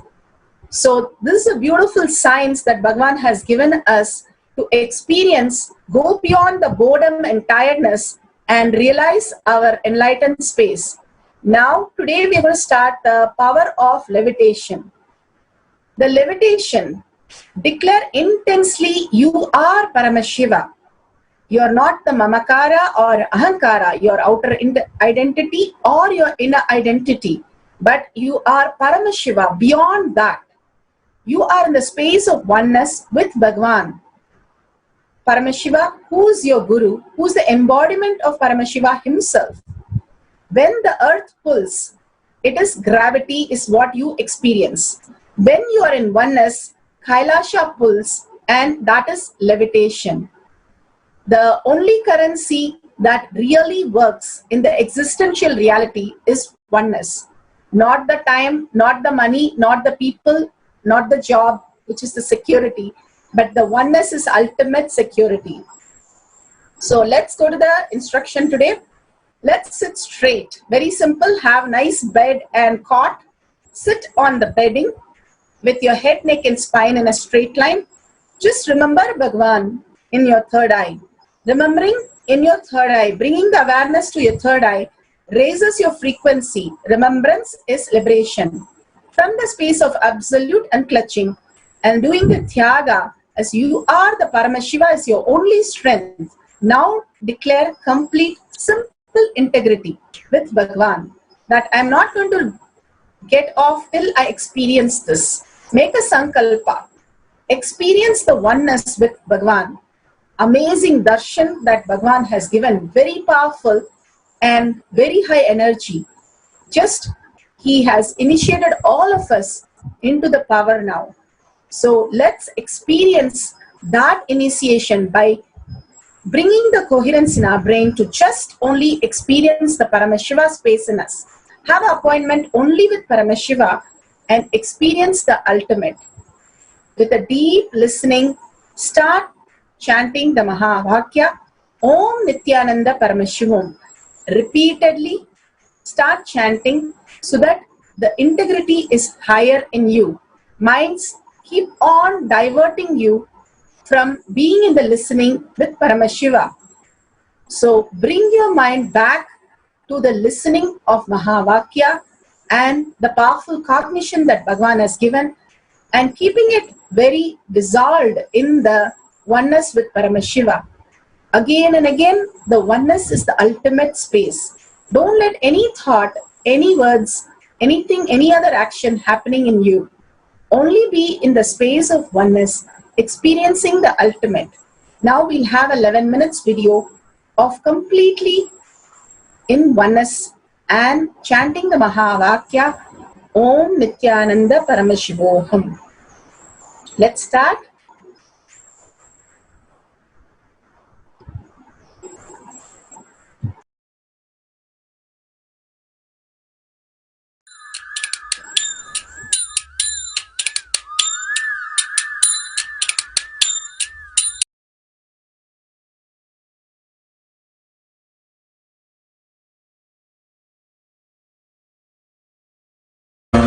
Paramashivam. Om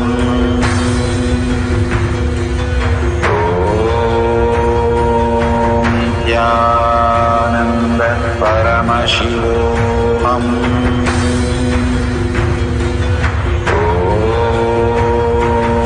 Nithyananda Paramashivam.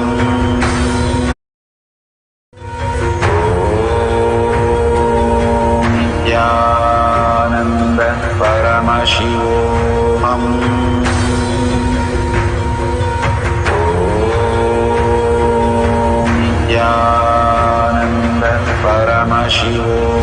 Om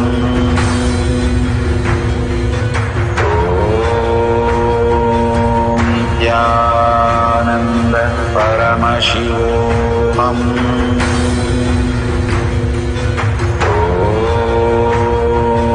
Nithyananda Paramashivam. Paramashivam.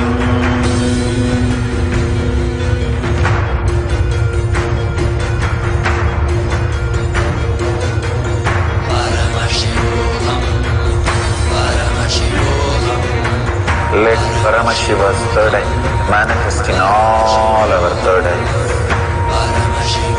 Let the Amrita pour, let the Varni open up, manifest in all of us.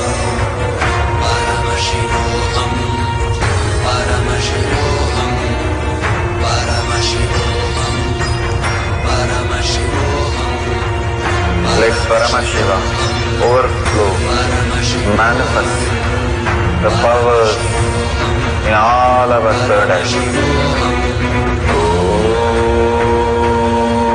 Nithyananda Paramashivam. Om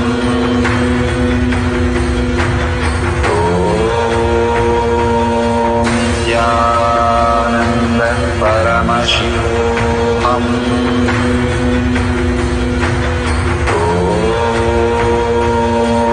Nithyananda Paramashivam.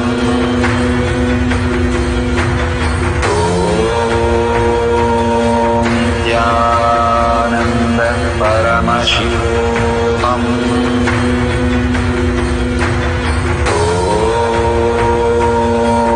Nithyananda Paramashivam. Om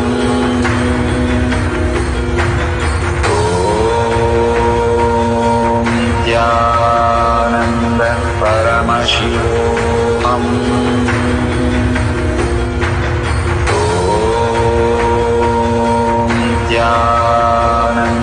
Paramashivam. Om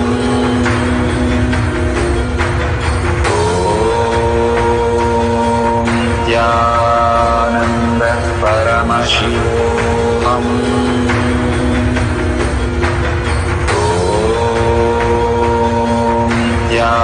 Nithyananda Paramashivam.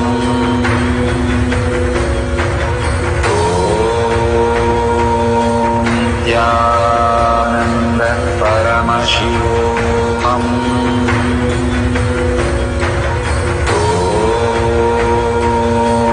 Nithyananda Paramashivam.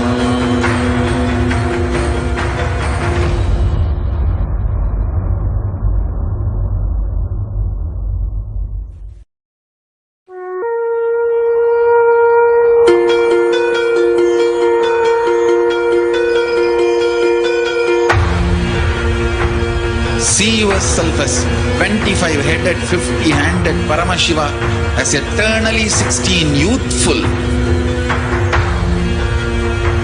Commit with Paramashiva. Only He exists. Anything else is delusion. Now, sit straight. We'll enter into the process. Nithyananda Paramashivam.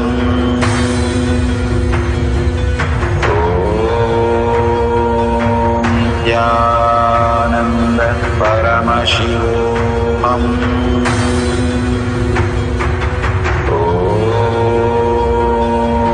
Nithyananda Paramashivam.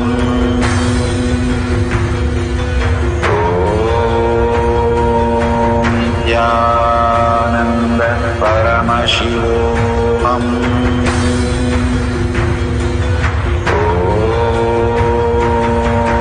Nithyananda Paramashivam.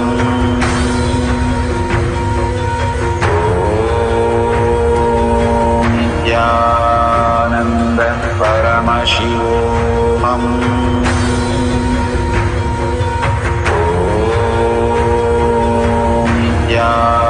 Nithyananda Paramashivam.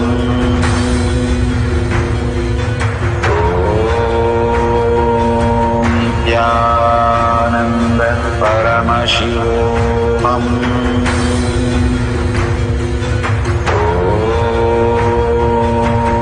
Nithyananda Paramashivam.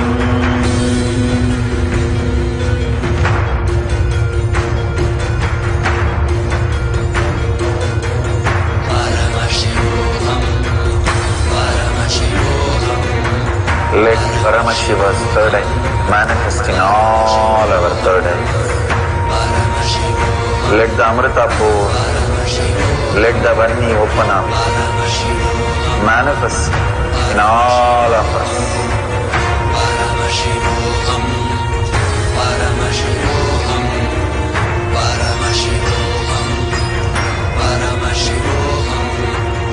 Let Paramashiva overflow, manifest the powers in all our third eyes.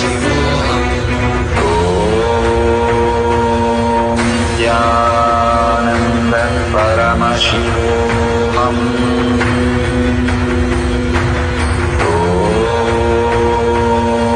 Nithyananda Paramashivam.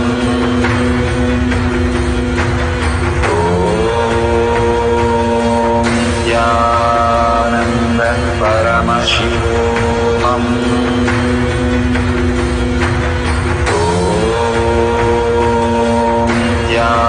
Nithyananda Paramashivam.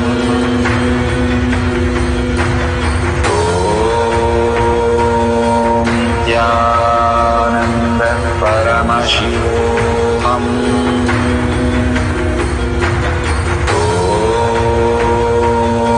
Nithyananda Paramashivam.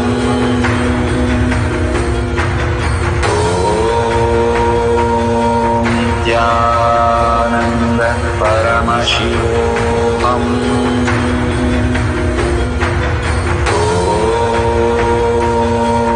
Nithyananda Paramashivam.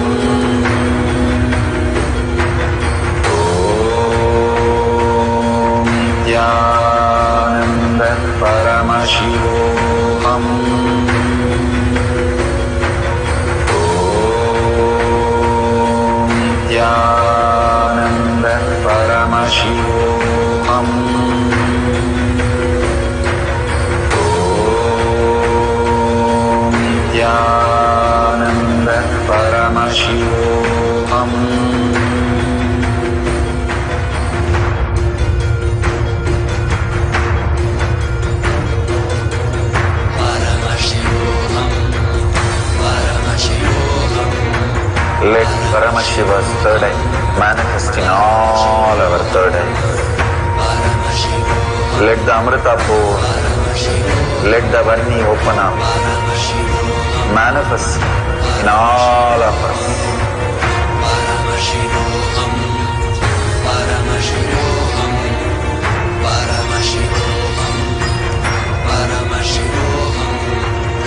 Let Paramashiva overflow, manifest the powers in all our third eyes. Om Nithyananda Paramashivam. Om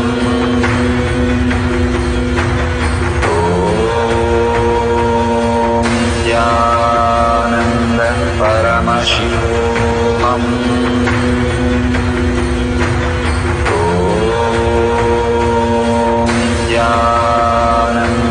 Paramashivam. Om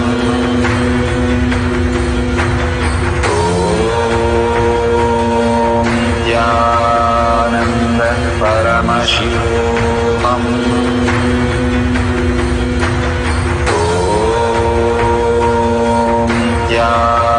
Nithyananda Paramashivam. Paramashivam.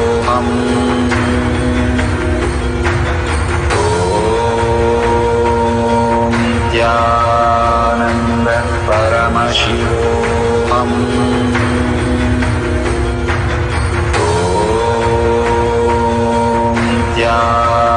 Nithyananda Paramashivam. Om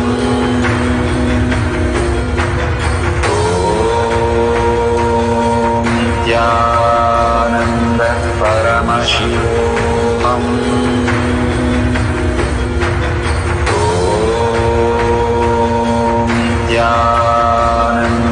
Paramashivam.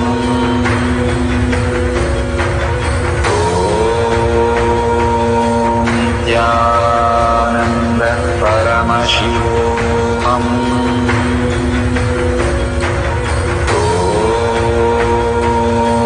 Nithyananda Paramashivam. Om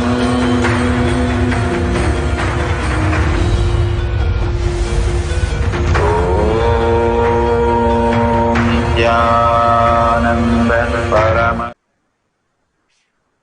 Nithyanandam, such a beautiful experience of your body vibrating, or you experience the Kundalini Shakti, the heat happening, or even if you're experiencing the heaviness in your body or lightness, everything is part of levitation.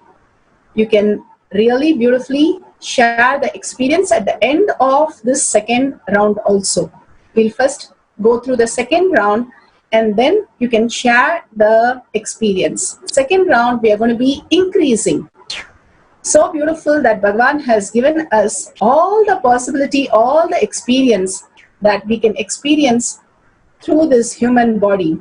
Here we are going to have the Shastra Pramana for the Ashtama Siddhi, where we are going to experience the increase of the weight of an object. You saw how you can experience the lightness. Now we are going to experience the heaviness. So we're going to play the Shastra Pramana, and from there we will understand how the experience happens in us to increase the weight. 5.76 to 70. Maranam ghādyate tena sakyena vinaghadyate tasya syat paramaditne ahimadi gunaprada vayuskanna chadate dehe rasavriddhir bhavet dhruvam Akashapanagajagal idyusamapivaddhate Maranam ghādyate tena sakenapi na ghādyate tasya syat paramadithe अहिमादिगुणप्रदा वायुस्तनजनते देहे च वृद्धिर्भवेत् ध्रुवम् आकाशपनकजगलब्धिभूतमपि वर्धते.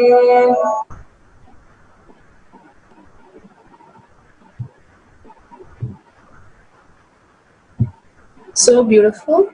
The Shiva Samhita 5.7678. Death is eaten by him. He is eaten by none. He manifests the highest power of such as Ahima, Anima, Lagima, Mahima, Garima, all the Ashtama Siddhis, the Vayu, the Prana, energy moves equally throughout his body. The juice of his body also increase, Rasa Viddhi. The nectar exploding from the eternal lotus also increase in him.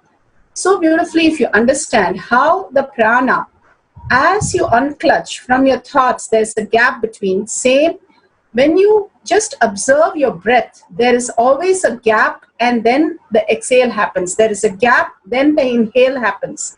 So beautifully, we fall into the gap where the whole consciousness is happening. And so beautifully in this sutra it says, Rasa Viddhi, the nectar of excluding from the eternal lotus. Bhagavan beautifully many times says, when you surrender to the Guru's lotus feet, Bhagavan's lotus feet, you simply experience the ultimate possibility that a human can experience. The nectar from your Sahasrara simply starts happening. Whenever you are in gratitude only, you can surrender. When you have living in the ahankara, the outer identity, or mamakara, your inner identity, you're constantly in conflict. But you are not having anything other than maximum you can have excellent the success just out of your skill and knowledge. But soon you get bored and tired because your body is so tired of trying to achieve something which is not there. And here, just surrendering to the ultimate and understanding and having the gratitude that we are the superconscious being living in the human body. If we understand and have the gratitude for Bhagavan to just manifest through us, we'll experience the eternal, the immortal state. The nectar starts happening in our throat first, and we experience such a beautiful space of oneness with Paramashiva.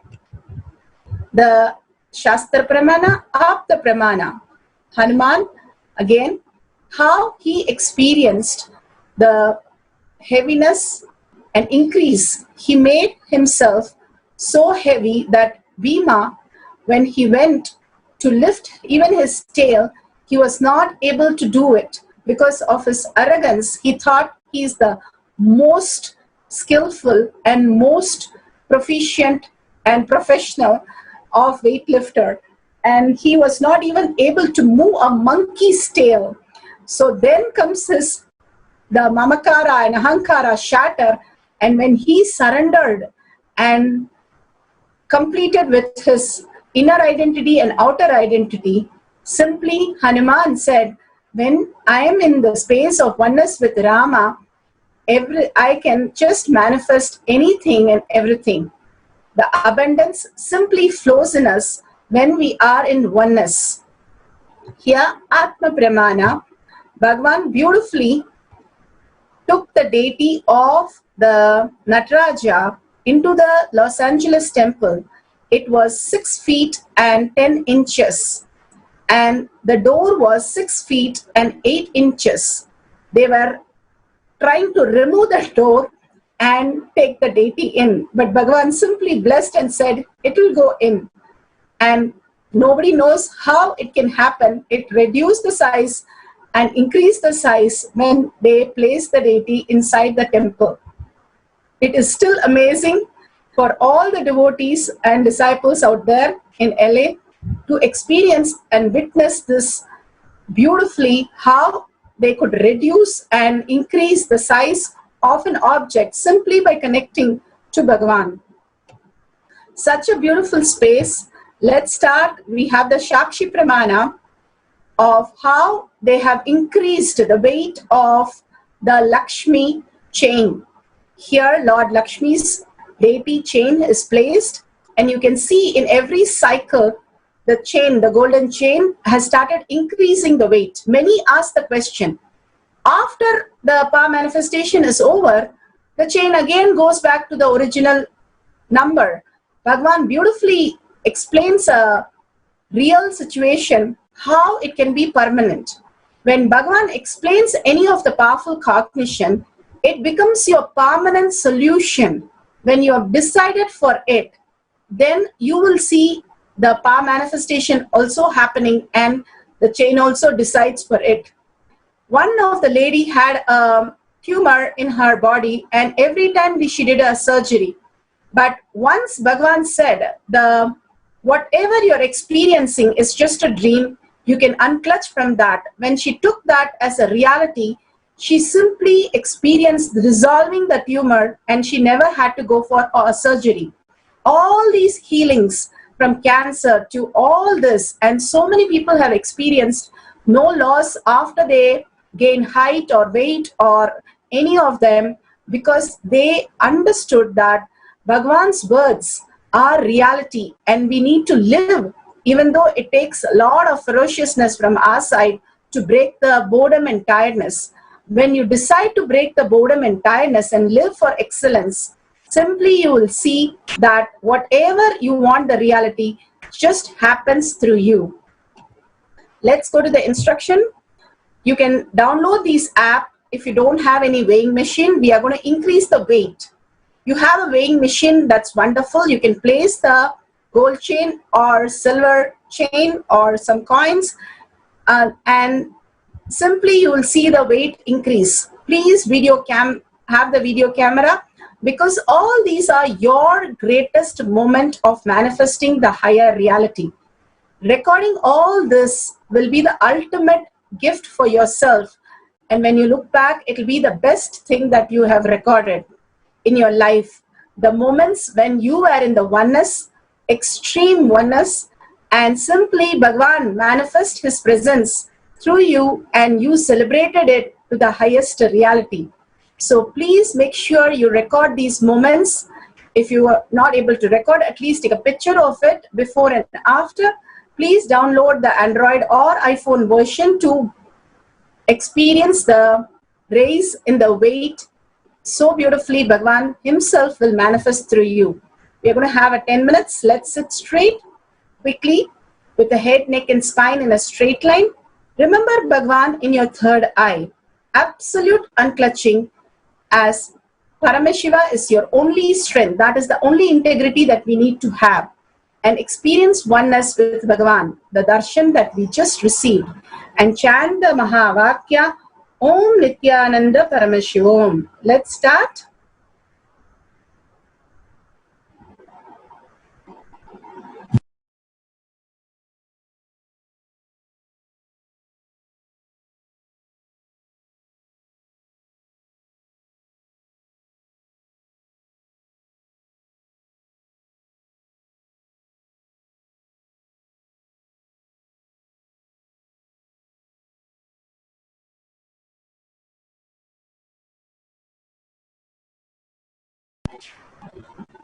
Continue.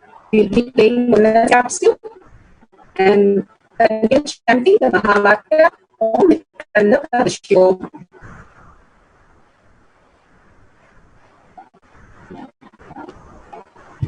Shivam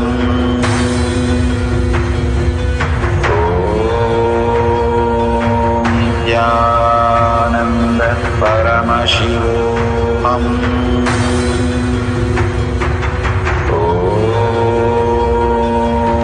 Nithyananda Paramashivam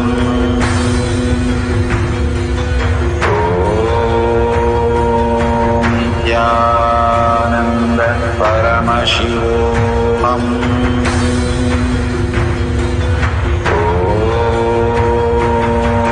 Nithyananda Paramashivam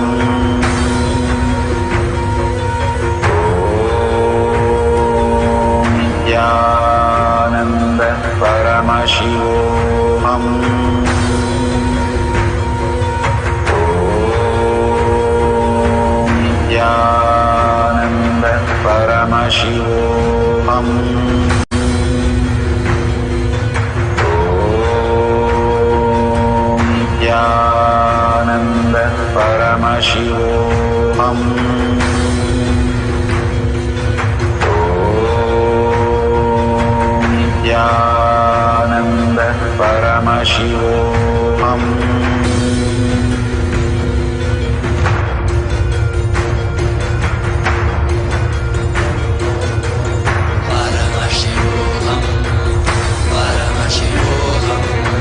Let Paramashiva's third eye manifest in all our third eyes. Let the Amrita pour, let the Varni open up, manifest in all of us.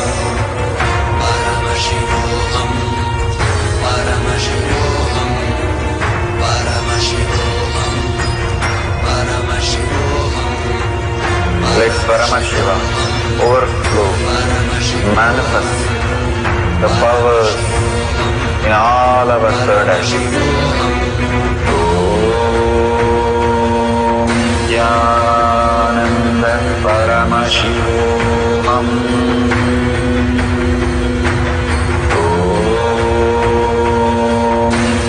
Jnananda Paramashivam.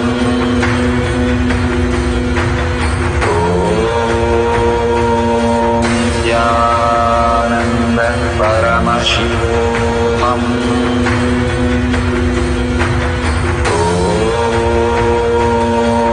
Jnananda Paramashivam. Om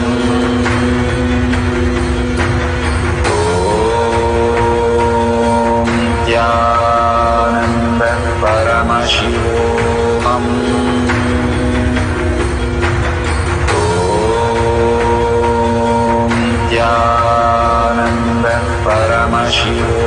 Om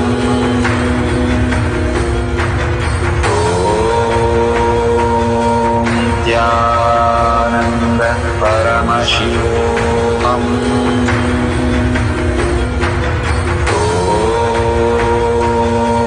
Jnananda Paramashivam.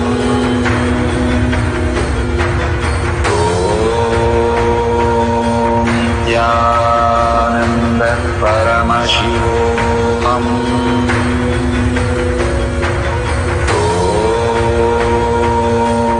Jnananda Paramashivam. Om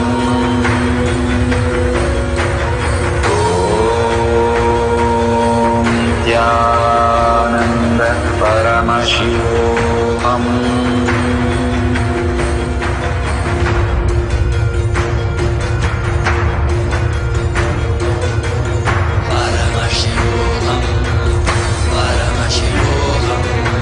Let Paramashiva's third eye manifest in all our third eyes. Let the Amrita pour, let the Varni open up, manifest in all of us.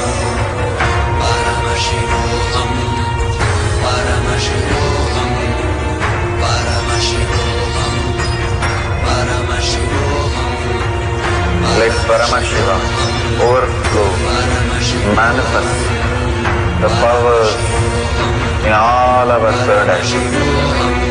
Om Jnananda Paramashivam. Om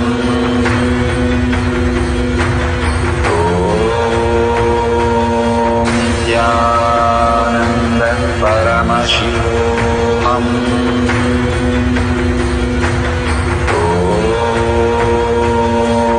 Jnananda Paramashivam. Om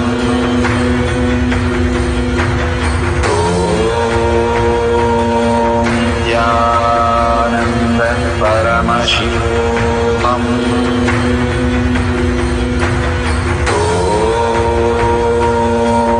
Jnananda Paramashivam.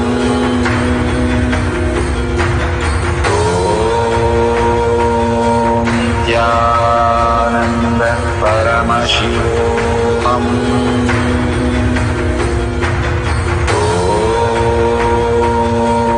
Jnananda Paramashivam. Om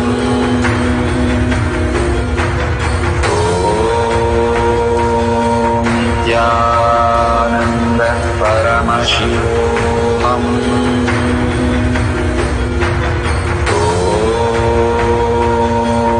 Jnananda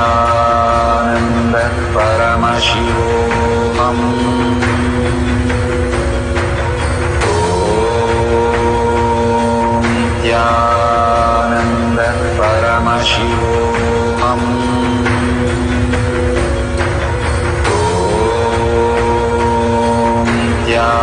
Nithyananda Paramashivam.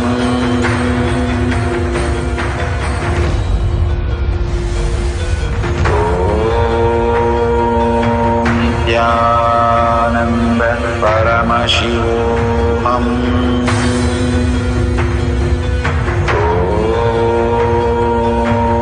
Nithyananda Paramashivam.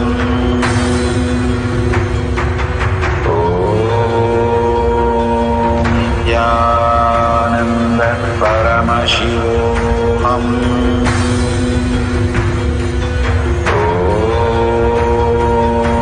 Nithyananda Paramashivam.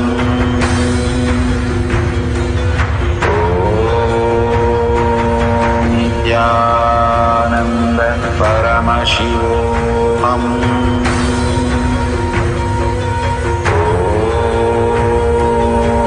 Nithyananda Paramashivam.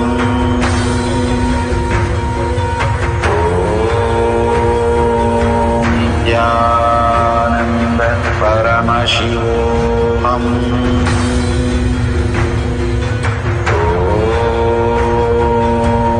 Nithyananda Paramashivam.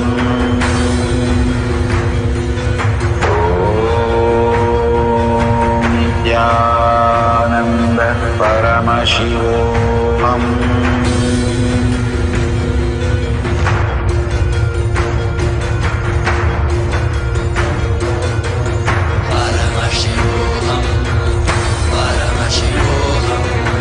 Let Paramashiva's third eye manifest in all our third eyes. Let the Amrita pour, let the Varni open up, manifest in all of us.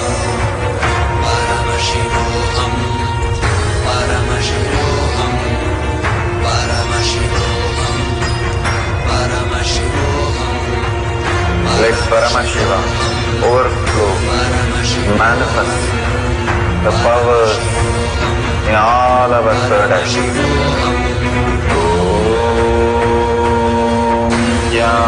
Nithyananda Paramashivam.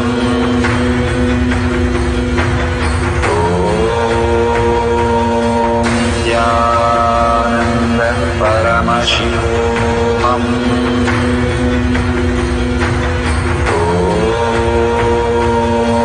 Nithyananda Paramashivam.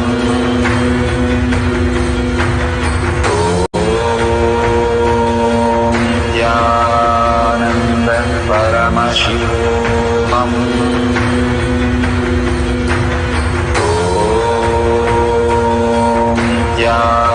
Nithyananda Paramashivam.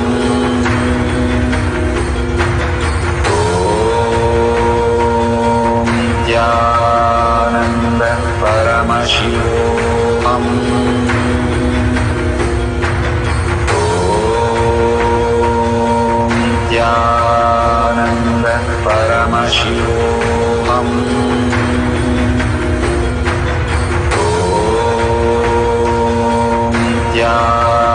Nithyananda Paramashivam.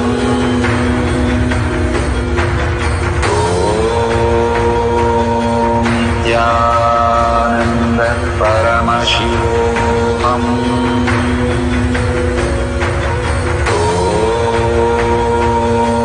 Nithyananda Paramashivam.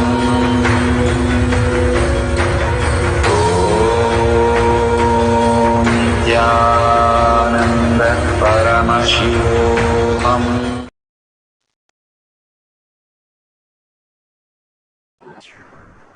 So beautiful.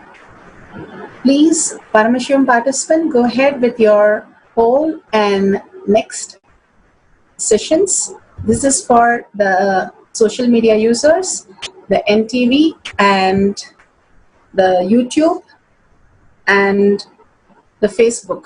Please go ahead and share in your Facebook in Sri Kailasa Kotiyar Manifesting Power Group, which is tinyurl.com Power Manifestation. Again, sharing is the ultimate experience. This is for the social media youth. When we are sharing our experience, only when we are sharing our experience, it becomes our pulling us out of the delusion. And when we are experiencing the causing others' reality, contributing to others' life, which the liberation happens. All the Siddhas, Nayanamars, Munis, Rishis, who have experienced the ultimate truth, they have experienced when they have contributed to life. Life happens to people who contribute more and more. Experience, it becomes our. When you are sharing your experience or all these power manifestation to the world, you start believing that this is your cognition, this is your truth. You're raising yourself to higher frequency. How Nayanamars, Siddhars, Munis, Rishis, the enlightened masters lived on the planet Earth. You decide that you are Paramashiva and you decide to live that space. And you contribute to life, makes in action you to become Paramashiva. So make sure, don't miss these few moments to share with the world as many groups as possible and inviting them for Bhagwan Satsang. Every day bring some new people or a group to Bhagwan Satsang to get initiated into the oneness space and manifest all these powers. The whole world will be manifesting all these powers soon by just sharing all these great truths. Let's surrender to Bhagwan's lotus feet all the great power manifestation and powerful cognition that Bhagwan has given us. Request Bhagwan from the deep gratitude and deep seeking space to make this as your existential reality. And with that, let's visualize Bhagwan in a third eye and end with the Purna Mantra. Om Purnamada Purnamidam Purna Purnamudashyate Purnasya Purnamataya Purnamevavashishyate. Om Shanti Shanti Shanti. Hari Om Tat Sat Sarvam Bhagavate Sri Nithyananda Paramashivam Paduka Arpanamastu. Om Nithyanandam. Thank you, everybody. Make sure you share with the world and start contributing by causing others' reality. And let's see you all in the next satsang, next darshan, and next power manifestation session. Don't miss the Kotiyat session, the surprise Bhagwan's darshans and his initiations for us to experience the enlightenment space. Thank you, Nithyanandam.